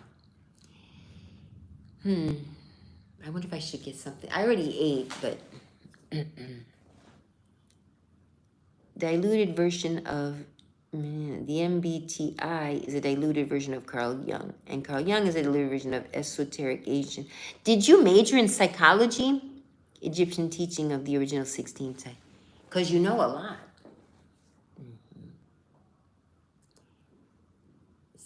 So I'm going to get a pen, and what am I going to call my blog? I am going to do that blog for sure. Because I'm going to get a pen and paper. I really am going to do this one. I'm really going to do the blog because even if I don't do the tour, I could still do a blog, and then, other people can decide if they want to go or not on their own. So I got to think of a name of the blog. Just immense studying. Yeah, you don't have to actually major. If you study and read and all that, you can know as much or more than someone who's been to college. You just don't have the piece of paper. I also now am realizing that as I get older. I didn't learn much in college. I barely made it through high school. I did because my parents made me, but... and now we're learning a lot of people, the richer people bribed to get their children into college. Some of the wealthier people, maybe not most of them, but they bribed the colleges to let their kids in. Remember the whole scandal? Oh, there's no light. I could turn that light on now. Let me close this. It's really getting dark. Well, yesterday was a beautiful sunny day. Today's a rainy day. It's going to be raining for 3 days, they say. The lighting is terrible. I'll call it. And then I could have an Instagram as well, But blogs, yeah, I like to write. I don't like to read, interesting enough. But when I write, I have to read. And I usually, because some of it comes from my head. I like writing blogs. I have a blog called petitpois.com. Oh, I can't type in here. I can't type into the chat. If you want, it's all about fashion. It was back when I was in fashion school I started it. I'll put it here. Petit pois, but it's spelled wrong. Petit. If you're interested in my fashion design blog, it's this one. And there I have a lot of ideas for people who want to be fashion designers. So that's that one. I mean, I gave it, it's Blogspot, but then I bought the URL, and I linked the URL to the blog. So it's really it's a Blogspot blog, but you'll just put that in and it'll take you to the blog. It's not, but what should I name this Argentina blog? The Argentina blog.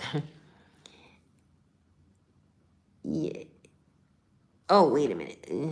Yay. Exactly. If you just don't stop studying, you will be more than... Yeah, and actually I'm learning more now from the internet. And I understand the internet, there's a lot of misinformation. So you also have to not believe everything you see on the internet. But I try, when I see something, I try to find the source and make sure it comes from a reputable source and everything. So I think I'm learning more now than I ever learned in college or high school. And now I want to start GED study group. I guess I can't call them classes because I'm not a teacher. But I bought a GED book, and I already have a high school diploma. But like I said, I barely made it through high school, and it's only because I studied, crash study, because my parents had to hire a tutor because I was a terrible student, and I barely made it through, and I barely passing, scraping, and I didn't retain anything that I learned. I just learned to pass the tests, and then that's it. So, especially in the area of civics and all that stuff, that's what people need today. I can't draw, but I want to be a fan. Oh, you don't have to. I mean, it helps to be able to draw. And I had to take a draw, because I started design. I started fashion design school. I didn't finish, another one of my, but it was fun. I took a year and a half. And one of the classes was drawing. And, in the long term, it really does help, but you don't have to. But because you can now, with the internet, you can make things, what do you call it? But CAD is another thing that helps to learn if you're a fashion designer. CAD, it's what the architects use. See, a lot of the classes that architects take, fashion designers have to take too, the entry level. So CAD, I don't remember what it stands for, but it's architectural design or design. It's a computer program that the architects use and fashion designers use. So I never learned it. It was one of the courses I was going to have to take eventually, but you can be a fashion designer, just get what do you call it? One way to design is not with a pattern. You just get what do you call one of those things? Like a mannequin, and just drape. You drape on the mannequin and then pin it in place. And then when it's the way you want it, you sew it. And then it's your own design. But I did a few sewing videos on YouTube. You'll have links to them from here if you're interested. But there's plenty. You can learn a lot on YouTube from all those tutorials. Anything you want to learn, you just Google it and you can learn it. And you'll always find a teacher that you like. I knew one man that started out when YouTube was still kind of new. A lot of us went on there, yay, we can do tutorials. Like, we were a bunch of tutorial people. And there was one guy on there that was teaching radio, like radio stuff, ham radio, and how to make radios. And it was so cool. And I never learned it. It was a little too hard for me. Or I guess I wasn't interested enough. Sky Carl, his name. And he's still on there on YouTube. And then he came over to my channel because he wanted to learn how to make something. It was a man thing. I don't remember what he wanted to make. And so he ended up on my channel somehow and made a comment. I made a comment. And yeah, that's it. And he's still around. I'm still around. We didn't really talk much but we followed each other. Then he got sick. There are those people that I've been following for years that I don't know if he's well again. He was having some issues with his health, the last I remember. And then eventually, it's kind of sad because eventually we'll all be gone and our videos will be there.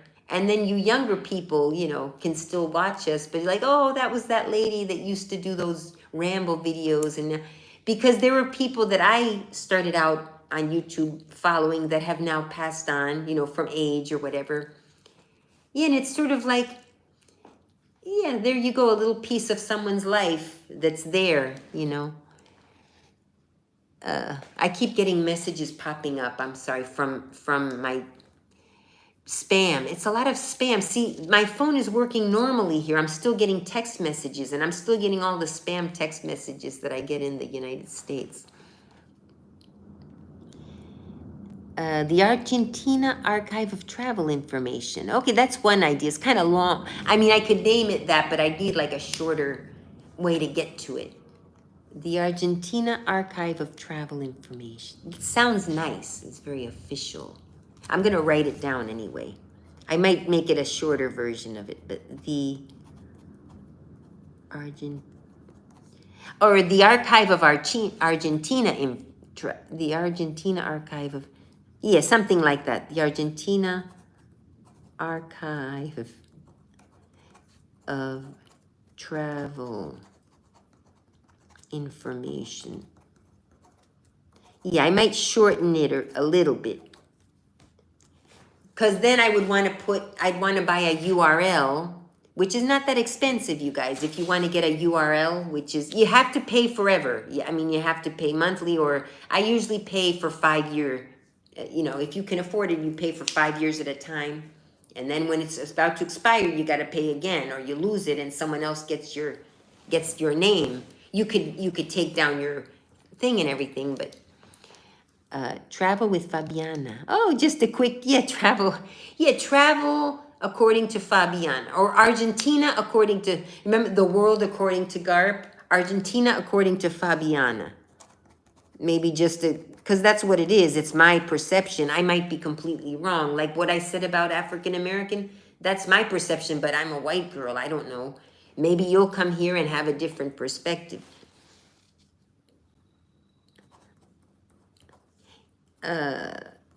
Travel with Fabiana. That's because it may be not just Argentina.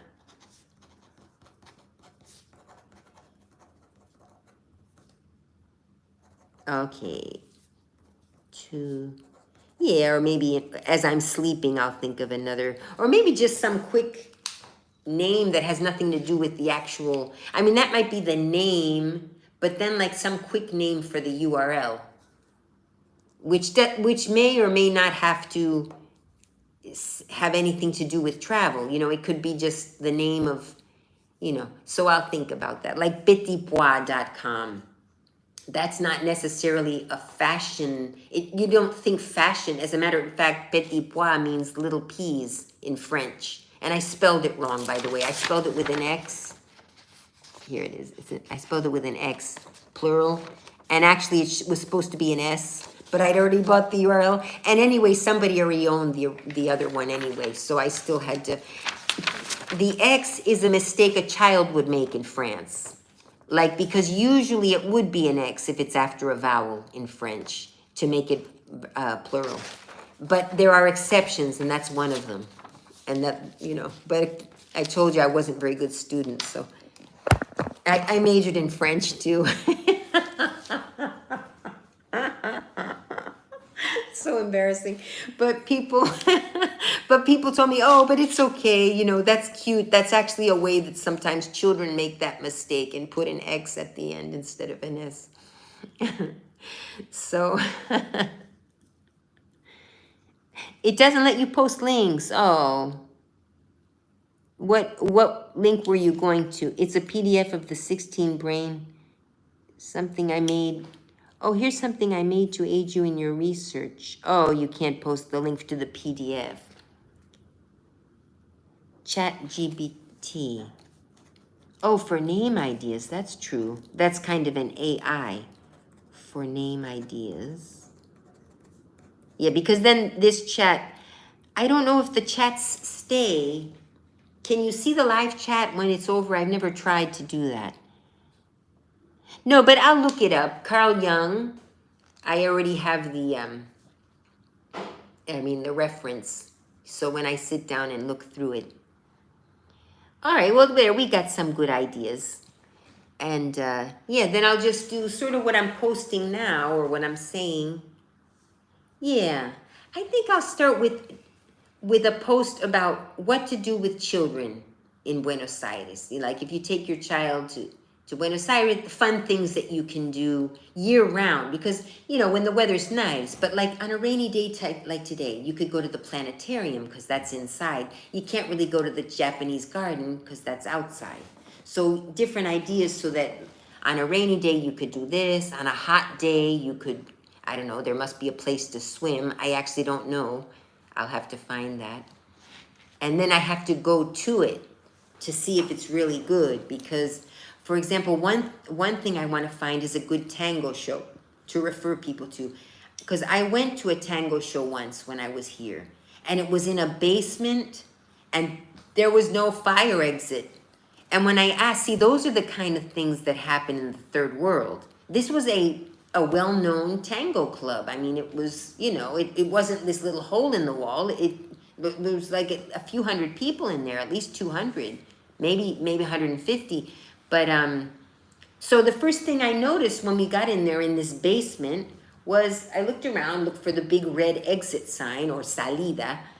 It's the first thing I ever do when I go to a place. Where's the fire exit? Because you never know what could happen. You want to be ready and know where to go if something happened. So I look around, there's no signs, there's no nothing. I said, and I had to go down 3 flights of stairs to get there, 3 levels. Not 3 floors, but 3 flights. You know, like it's like this, and then like this, and then like this, you know. So I said, oh, I'm going to go ask where the fire exiting, you know, just to know. Not that I was... Anyway, so I asked her, I said, oh, well, where do I go if, you know, where's the fire exit? You know, if there's any emergency, where do I escape?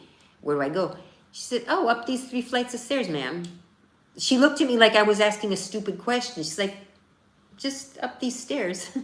You know, so I said, oh, okay, thank you. You know, I kind of smiled and went back to my seat. I wasn't shocked at her answer because I said, of course, this is Argentina. What do you expect? And sat down. Beautiful show. It was an awesome show. But unfortunately, and nothing happened. Thank goodness. We all left. Everybody lived. No emergencies occurred. But I would never, ever suggest that place because there's no fire exit. And the first thing I think of is the safety of if anyone is going on a tour with me, safety is number 1. You know, if there are elderly people, what if I would have elderly people? And we're all down there in this, it wasn't little, it was, you know, it was comfortable, but we're still downstairs in a basement.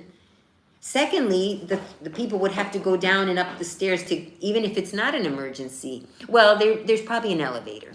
I didn't use it and I didn't ask. Maybe there's an elevator, so that would, but no, so I can't. I'm going to try to go to a tango show before I leave. There's another one. There's one that's been suggested to me because sure, I could go to this big one. There's a hotel by here that's very well known. I'm assuming it's good.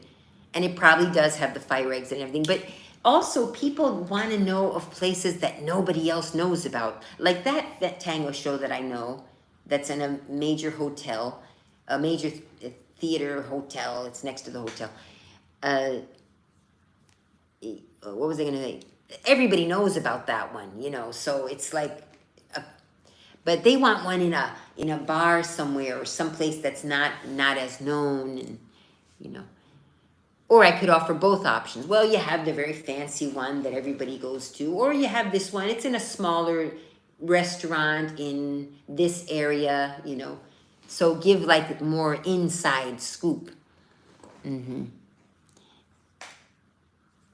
Oh, wait a minute. Message held for review. Oh, goodness. I hope it's not a bad message. What is it saying? Oh, maybe that was the thing you were trying to post. Wait a minute. I can't see it right now. Sorry about that, guys. Oh, it was your PDF link. Show. Oh, yeah, you tried to post it, but it wouldn't work. It's just saying... Okay, but that's okay. You put PDF link, and then I put the dot, and then I put a TO, and then I put a slash. Oh, I see. Okay, I can find it that way. And so can everyone else. All right. Thank you. Okay, I get it now. The dot is the period. And for reference, Oracle equals visionary. I just call it Oracle because I like it better. Oh, okay. You told me that you're the Oracle. And I'm a saint. I like being a saint. Sounds very religious. Oops, this thing's moving. I put it up there. But yeah, you have to see a tango show. And actually tango, Jalisa, comes from the Uruguay and Argentine descendants of the slaves. Of the enslaved people, I apologize, of enslaved people. We're not supposed to say slaves. See, I'm trying to learn. We're not supposed to, those of you who don't know, we're not supposed to say slaves, enslaved people, because they were people. They were called slaves, but they're people, so they were enslaved people. It came from them, and then it was, I guess appropriated, or I'm not sure how it got into the mainstream, and now tango argentino is well known around the world. But credit needs to be given where credit is due. And then it didn't start out exactly as it is today. Then it was became more refined, and they changed it, and it's now the tango of today. But the basis of tango came from the African, I don't know if it came from the descendants or from the enslaved people themselves, and then the descendants. We could Google it. I just hate doing this to you guys. You know, I'm gonna put that on the blog. See, I'm gonna put that on the blog. Maybe I could do Argentine, the history of the African Argentine, the Afro-Argentine. There are Afro-Argentines, and they're very, they exist somewhere. I don't see them. I guess because they've been, either very, very mixed in or exterminated in war, disease. They were made to live in certain parts of town that were high, I think it was yellow fever at the time, where there were parts of town where there were more people that had it, and they were forced to live in those parts of town, or they were forced to fight in the war for their freedom. They were freed. Another thing that happened, they were freed, but some of the slave owners, the masters or whatever you want to call them, didn't tell them. So they continued being forced. They were still working as slaves because they didn't know that they were freed. A lot of horrible things. And that happened in the U.S. too. Slavery ended, but I guess they didn't pass the memo on. I don't know how they got away with it, but somehow in some areas, the slaves didn't find out until years later that slavery was now illegal. No, horrible, horrible things. And others would say, yes, that was horrible things, but slavery also existed in the Arab world, and white people were taken as slaves, the Barbary slaves. So, you could go on, and it is true. But my response to that is, okay, slavery has existed of all races around the world. Even some races enslaved their own people because the enemies, the different tribes would enslave other tribes. It seems like there's a natural draw to abhorrent behavior by humans. And maybe that's why I put God in quotes, and I apologize for that. I believe in God. But for people who don't believe in God and maybe find other ways to come to terms with civilization, we need that, because human nature is hard. My opinion, it is human nature is evil or drawn to animalistic instincts, which isn't necessarily evil, but, for example, two men want the same woman. At one time, it was natural for them to beat each other to a pulp, maybe even kill the other man to win the rights to the woman. And the caveman would grab the woman by the hair and, okay, she's mine now, and drag her back to the cave. I mean, we see it in the animal world. The way apes act, the way gorillas act, the way chimpanzees act, which are our closest relatives in the animal kingdom. See, that's where I deviate from many Christians, because many Christians don't believe in Darwin's theory, and I happen to believe in it. But just because Darwin's theory may be true doesn't mean that God doesn't exist. It just means that our interpretation of God is not exact, or our interpretation of the Bible is different. Like Adam and Eve, some would say it's exactly as the Bible says. Adam and Eve were human beings that God put on, and I would say, there were first humans that descended from apes, and but the first apes may have been Adam and Eve may have been too, I don't want to get too into it, or maybe the first humans that descended, but even so, God made the world where those apes then were able to descend into, able to evolve into human beings eventually. And that's how God made the world, changeable. So you can still believe in God and still believe in Darwin's theory, but some don't like that. Like that, of course we, look at us. We're exactly the same as apes. We just, I don't know, something happened to our hair, we lost it. And you even have some people with a genetic we'll call it a genetic defect, but is it really a defect? Or maybe it's a holdover from when we were apes. You have people that grow a lot of hair all over their body, and it's considered a problem, but it's really not a problem. It's just how they are. They just happen to get the gene that made them grow more hair or whatever. Anyway, I didn't mean to get too deep into that, and I'm sorry if I offended someone, anyone. But what are your views on gun laws, and what are your views on abortion? Well, I'm against abortion in most cases. In most cases, there's always exceptions. And gun laws, I haven't thought too much about them, but I know a lot of bad guys have guns now. So right now, I think I would change if crime would go down. Right now, I understand why someone would want a gun, although I would personally never get one. Well, first of all, I don't think I'm mentally stable enough, to get a gun. But even if I were able to get one, like if the law allowed me or whatever, I don't think I would. I've never tried to get one. I don't have any reason. I mean, yeah, I don't. But I did go to a gun show once where they gave a good talk about being a responsible gun owner and all, and only because I was curious. I didn't, not a gun show. I'm sorry, it wasn't a gun show. It was a gun informational, and they did have some fake guns there that when you shot them, it would shoot a red light. They were like guns that people practice on when they're first learning, but there wasn't bullets in it. So they showed us how to hold it and what you do, and then we would shoot it, and a laser would come out of the end of it. So you'd see if you hit the target or not, So that was about it. But it was, even that fake gun, and I knew it was fake, I was still like, yeah, no, I don't think I could.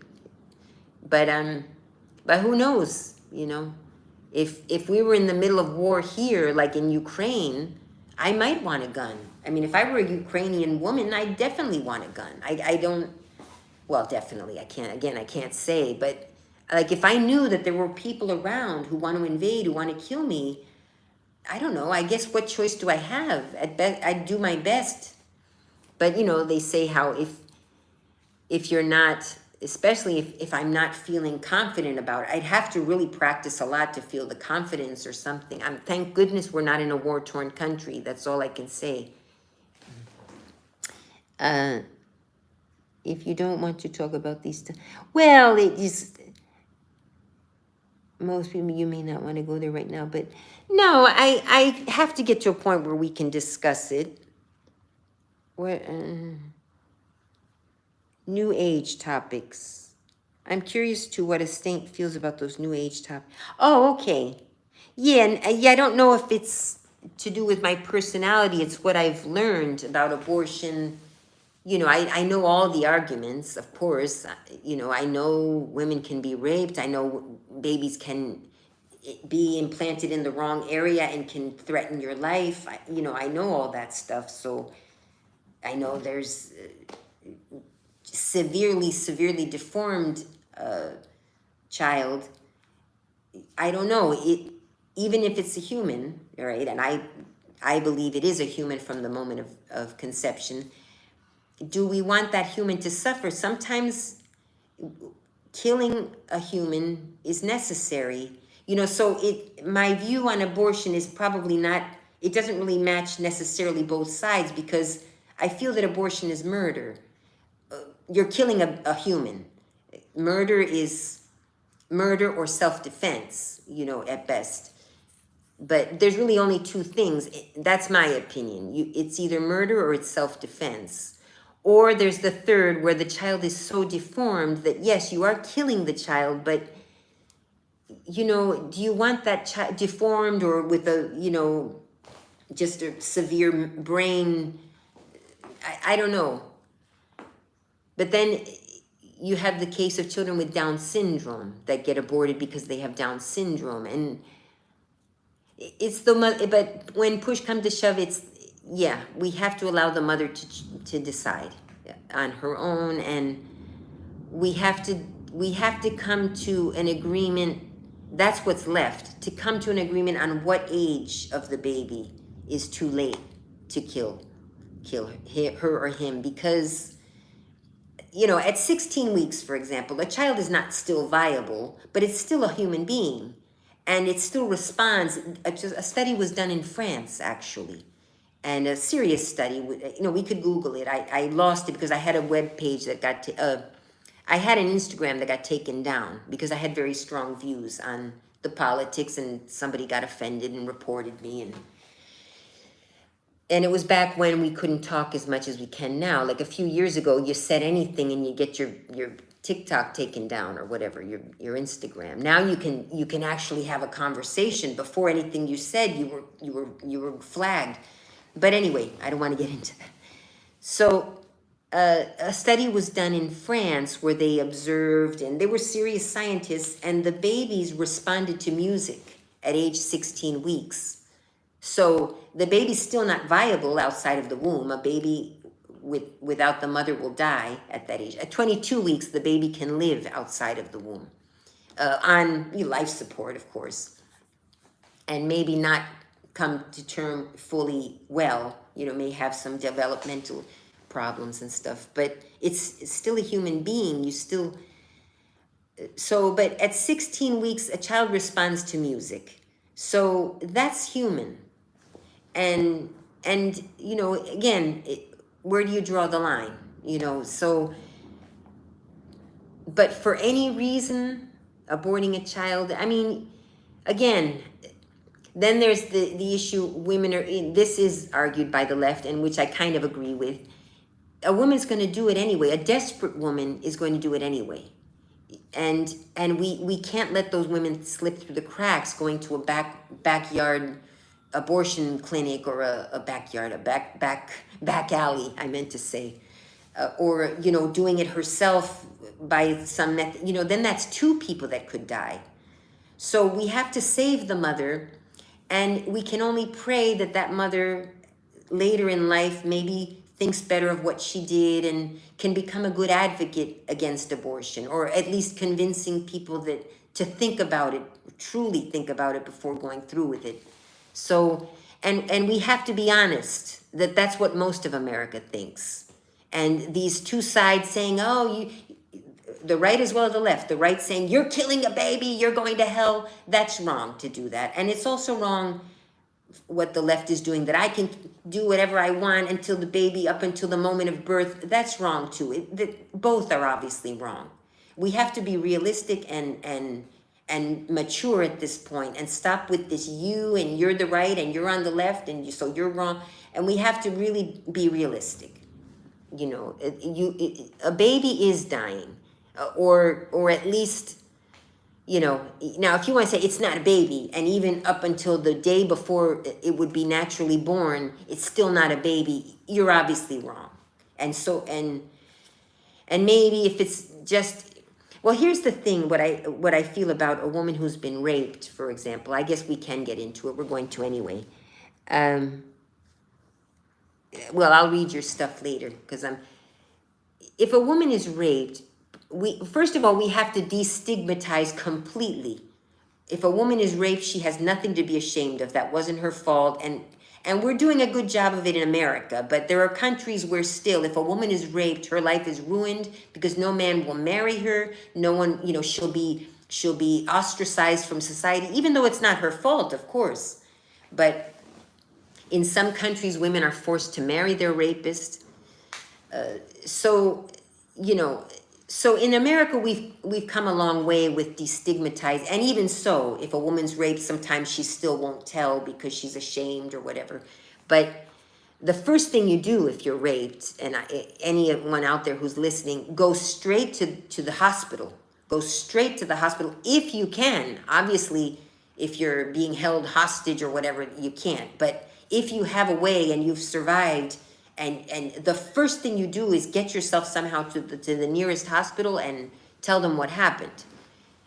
You know, but there are cases where you can't, or maybe it's a family member and you're being threatened, you know.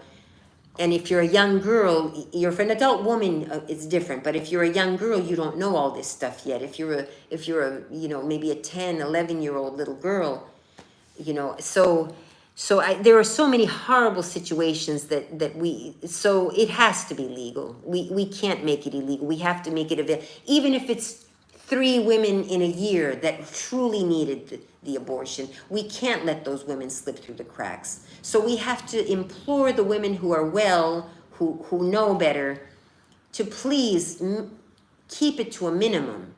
Be responsible. Use condoms. Use birth control. Contraception.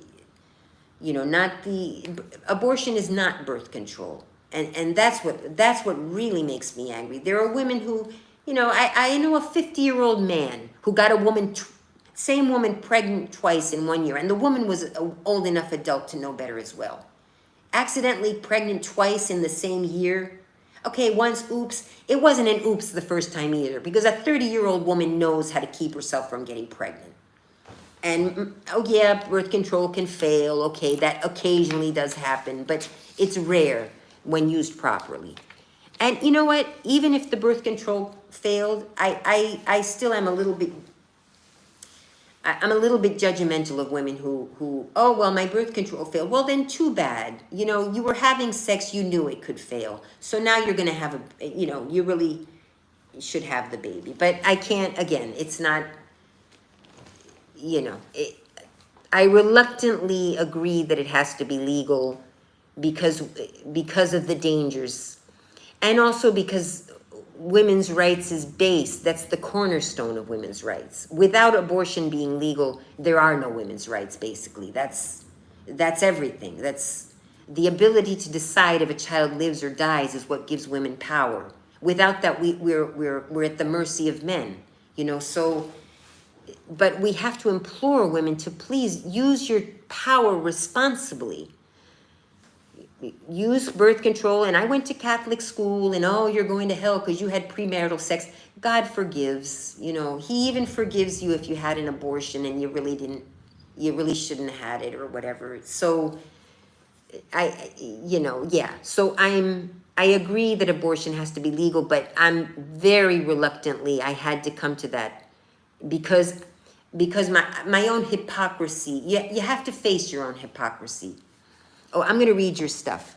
And I was being hypocritical because I was against the death penalty. I am against the death penalty.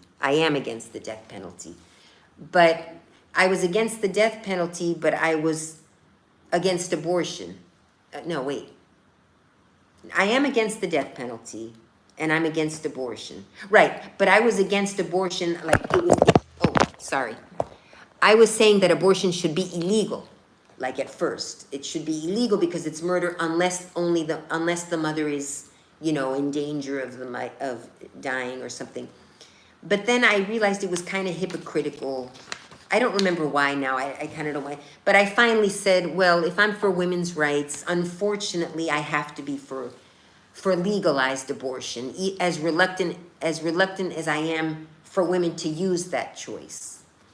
And I think the only thing I can do to make myself feel better is vote for legal abortion, but implore women not to do it. Please don't have an abortion unless your life is in danger.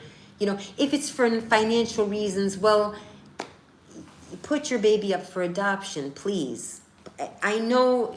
You don't want the baby you're going to kill it rather than give the baby a chance, And then they say, well, yeah, but then they end up in foster care, and the foster care system is a mess.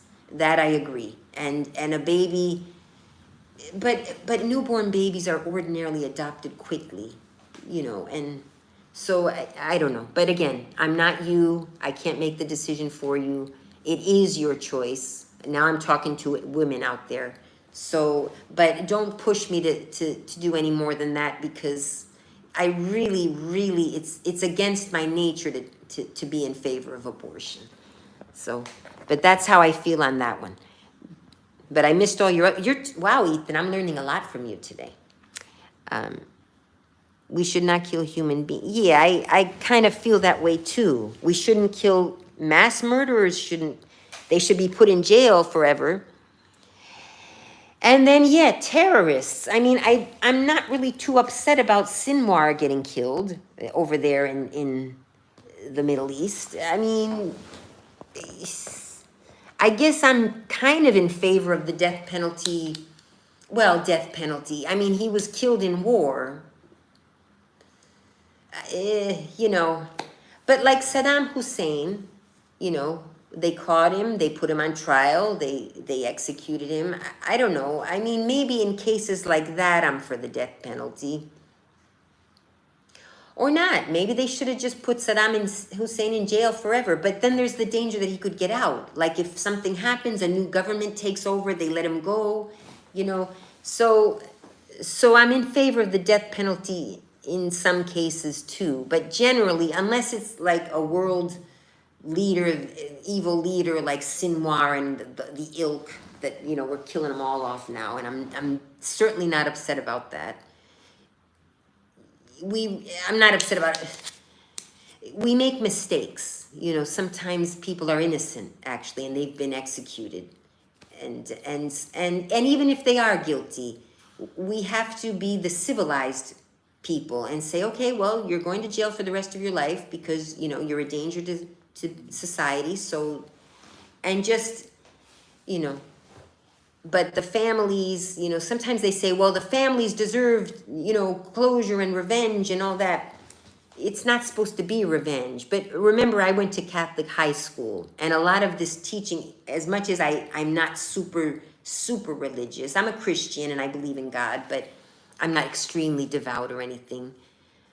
You know, I was raised with the, you know, well, I was raised in a neutral household. They weren't very religious. We celebrated Christmas and stuff, but the things I learned in high school, Catholic high school, I really agree with after thinking of it. Like at first I was like, oh, well, you know, this, that, and the other, and I was this young, rebellious, and I was going to Catholic high school because my parents made me, you know, because they thought it was a good education. They didn't send me there to become religious either. They just sent me there because they thought it was a good education compared to the public school in our area.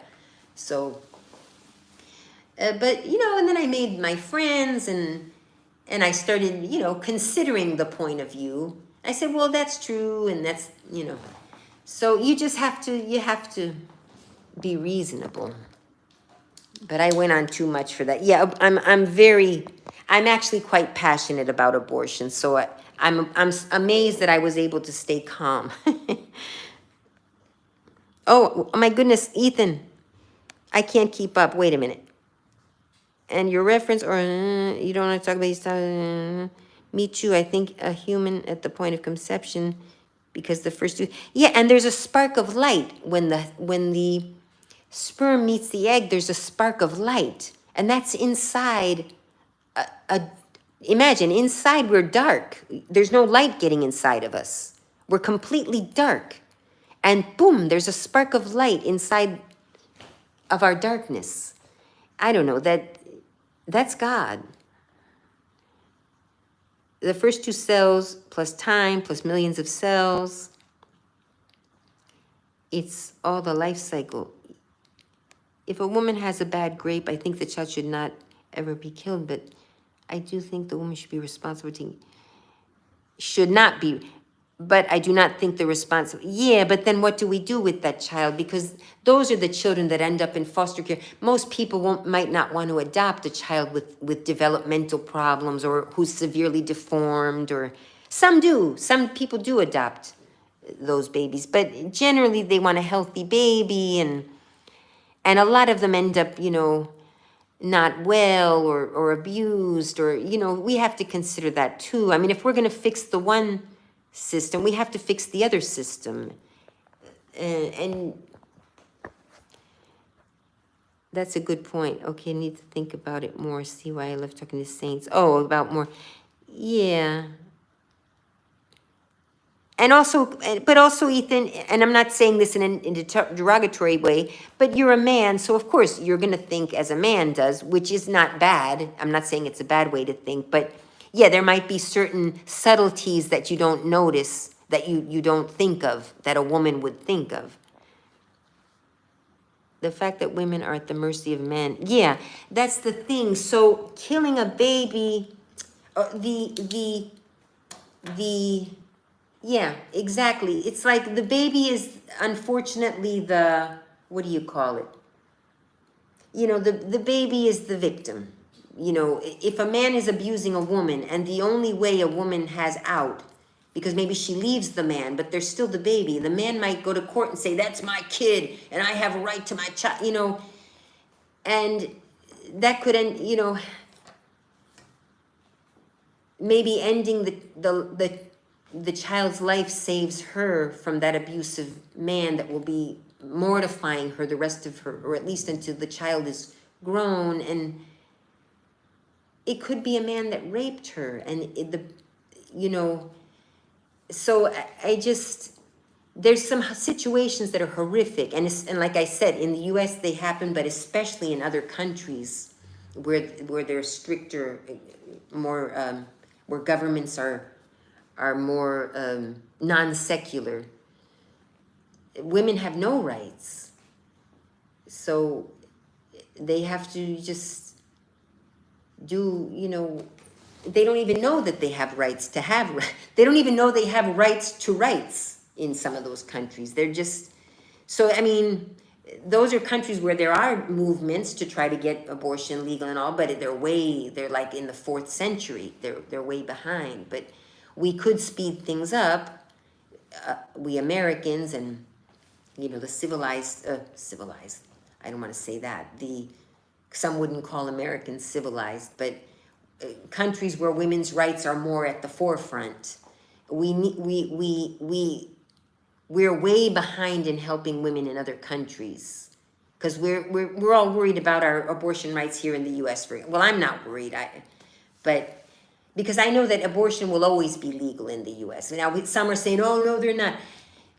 We won't get into that now, but I know that the majority of Americans agree that abortion needs to be legal, but at what point is it a child? Or at what point is it right to kill a child is really the question. For those of us who agree that it's a child. For those who say it's not a child, well, they'll say up until the point of birth. But most of us agree that at least at the point of viability, if not before, the child is a human. So, but then the fear of the feminists, but there's so many things, but there's also the fear of using these children the day before birth, using them for organ donors, which would be the only some would say, what justification is there? A day before the child would, up until the moment of birth, of course that's a human. Some would say, oh, well, it's not a baby, so, just abort it, and then they'll use the organs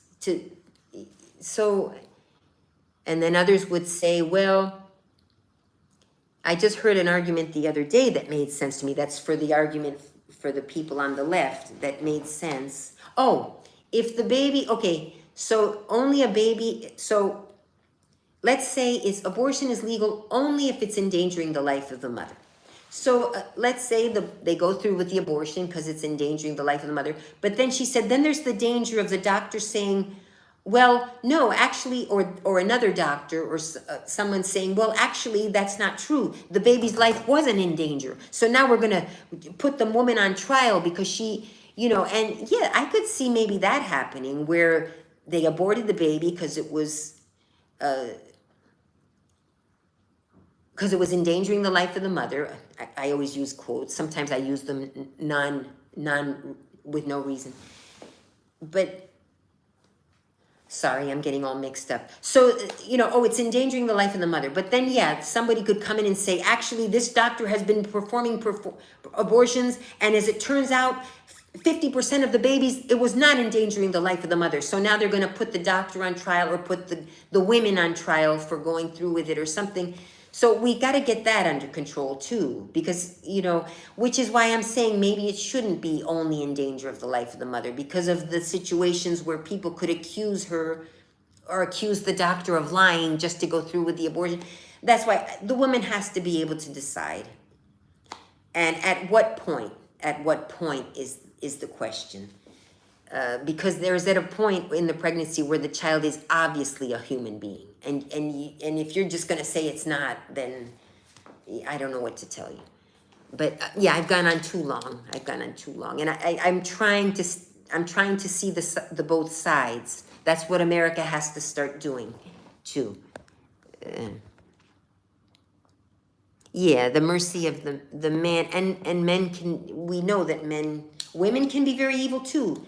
There are revenge abortions. They exist too, where the woman is angry because the man won't marry her, or the man is not committing to her. But wait, but I have your baby and you're not committing to me. But maybe the man wants the baby, you know, oh, well, you're pregnant. That's wonderful. We're going to have the baby, you know.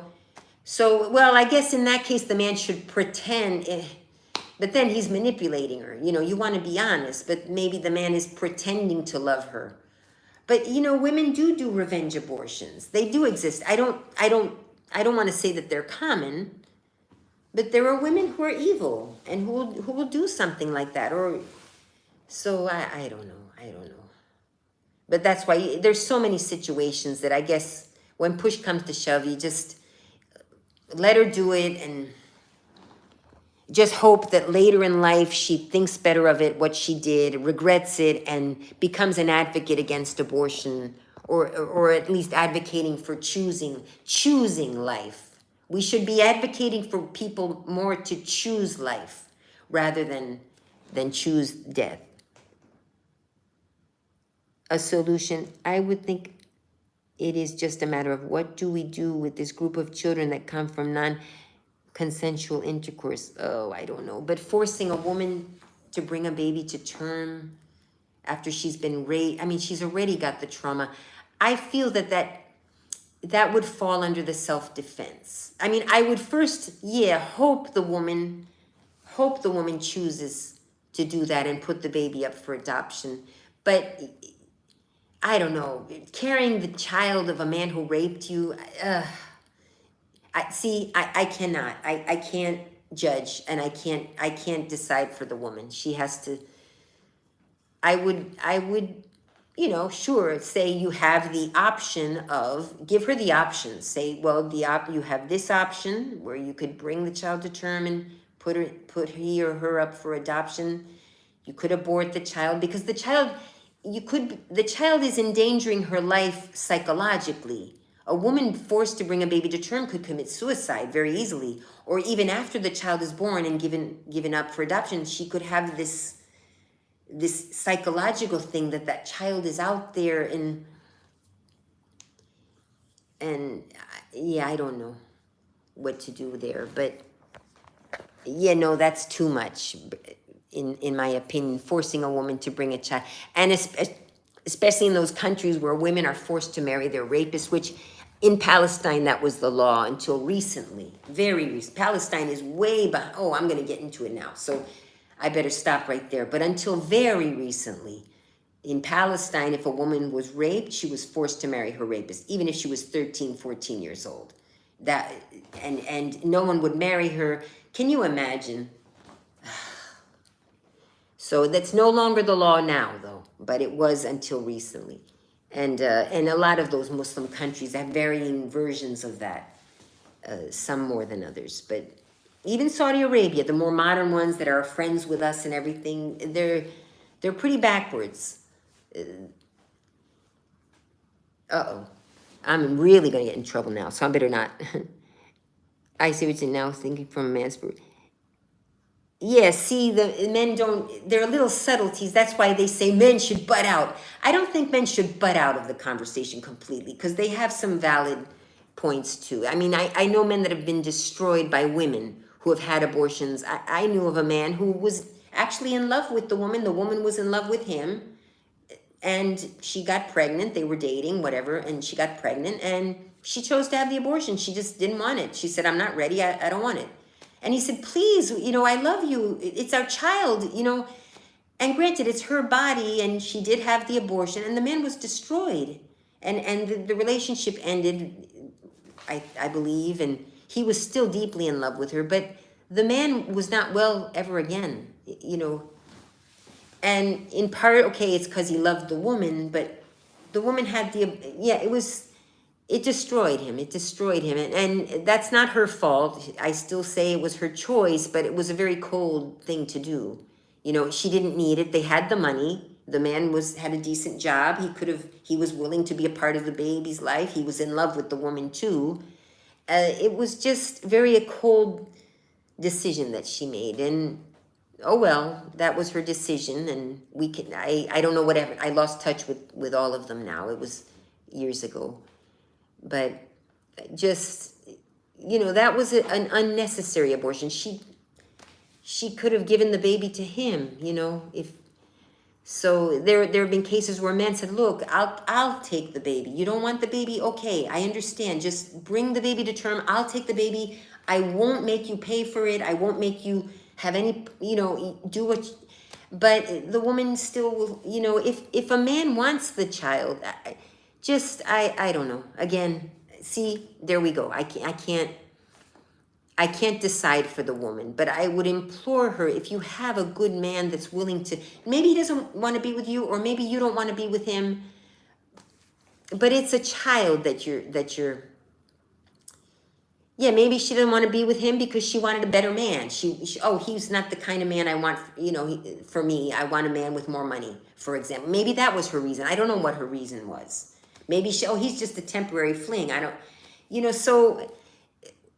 And that brings us to, well, maybe we should wait until we're married to have children so we don't run into these issues. Wait until we're married to have sex, rather. Because I still don't understand how a woman can accidentally get pregnant if she's using birth control properly that often. Again, sometimes it does happen and the birth control fails, but it's very rare. But yeah, when push comes to shove, the men, I don't mean men have to butt out of the conversation, but when push comes to shove, women are the ones who have to make the final decision on it. But I would wish that women would be more sensitive to the men in their life that are good men, not the ones that rape, not the ones that are abusive. And if you're sleeping with a man that you plan not to have a future with, then what are you doing with him? Don't sleep with him, or be extremely careful. Oh, well, what I was going to say about a woman who's raped, you go straight to the hospital, and ordinarily right there, if there's anything, you'll be cleaned out, and you won't be, if there is even something there, it will be sorry guys. Generally, if you're able to get straight to the hospital after a rape, they do what they have to do with the police, get all the evidence, and then they clean you out. They heal you. So in that healing process, whatever's inside is, if there's something in there, it is a mini abortion, let's say. If it even had a chance to usually it's not even had a chance to connect, but maybe it did. Maybe you do have an egg in there and you were raped and something is there. It's just barely, it's still, let's say it's still killing a baby, but like I said, you were raped, you've got, they have to heal you. So just in the healing process itself, the baby's going to die because they have to clean you with the whatever substances they use to make sure you don't get an infection or whatever. I don't even want to think about it. See, so I completely understand if you're a woman who's raped, if you've done that, you're forgiven, God forgives you, everyone forgives you. You had no choice. You really had no choice but to get yourself to a hospital. And if you're a woman who's already further along also, of course, I don't want to be in your position. So you do what you have to do, whoever might be listening now. This is I doubt anyone's going to listen in this far. 158 minutes. I've been on a long time. So I'm going to go. This has been a really long ramble. So I'm going to go because I'm getting a little, I don't know, some of the stuff I'm talking about, I'm going to get myself in trouble. But, well, actually this channel, the people who follow me on this channel just follow me for whatever reason. It's not like they're expecting much. And they kind of know my views already. I lean right. Oh my goodness. I'm not doing that right. But so I'm gonna go look up Carl Jung now. Yeah. Right. So that's why, and I think in America anyway, most people agree. I mean, you have the very, very, very extremely religious people who don't agree, but I think most people agree that abortion needs to be legal, and it's a matter of deciding when, at what point. But it is hard. It's not supposed to be an easy decision. It's not supposed to be easy. It should be a difficult decision. For some, the decision is just too easy, especially when it's been, irresponsible. I went to all women's college. I know women. I know some women are just, oh, yeah, I had a fun weekend. Oh, shoot. There's all kinds of women out there, There was a boys' school nearby. So, and when you think about it, time flies and kids grow up, and before you think, oh, my life is ruined, and before you know it, the kid is 18 and you've missed his whole childhood. So I remember when my niece was born. I've never had children, I've never been pregnant, but when my niece was born, like now she's in her 20s. I'm like, wait a minute, time just flies when you have a child, and oh, children are so beautiful. I mean, when they're not yours. Granted, I've never had to raise a child, Well, no, take that back. I helped raise my stepkids. I didn't raise them 100%. They had a mother, they had family, but I was a big part of their lives. I married their father, and they were 6. The youngest was 6. So, I had a little taste of what it was. I didn't raise them completely, but I had a part of their life. I raised them. And, I had in hindsight, it was a nice time. At the time, I wouldn't have said so. But now thinking back, there were some fun times with my husband, and we were like a family, even though I wasn't the real mother, but it was like we were a family. I was the mother. We would go to like a barbecue or something, and people wouldn't know that I wasn't their mother. Oh, you look exactly like your daughter. No, I didn't. You look exactly like your daughter, they would tell me.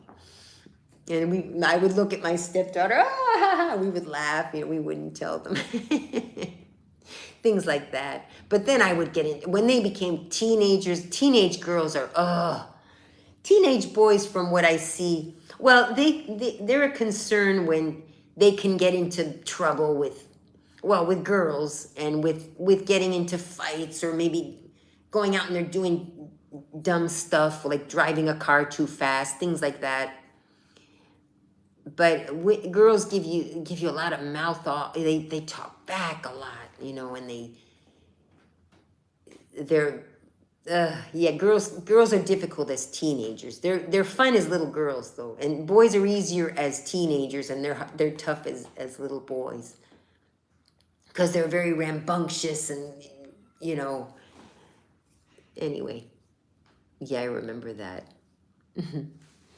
All right, so yeah, I am gonna look at the PDF. I'll put in that thing that you gave me. Oh, wait a minute, I better take a screenshot of wait, I'm gonna write it down, because I don't know how to get back to the chat after I hang up. So wait a minute. Here we go. One more minute. PDF link. 1 second. PDF link. Then I'll put a real dot here. TO/8EB04D42, and there's another slash. Okay, let me double check and make sure. PDF link dot TO/8EB04D42 / Okay, yes, I have it. Yeah, that'll be fascinating. All right, bye everybody. Thanks for stopping in. I'll let you go. I bored some people, they had to leave. Okay, bye. Talk to you soon.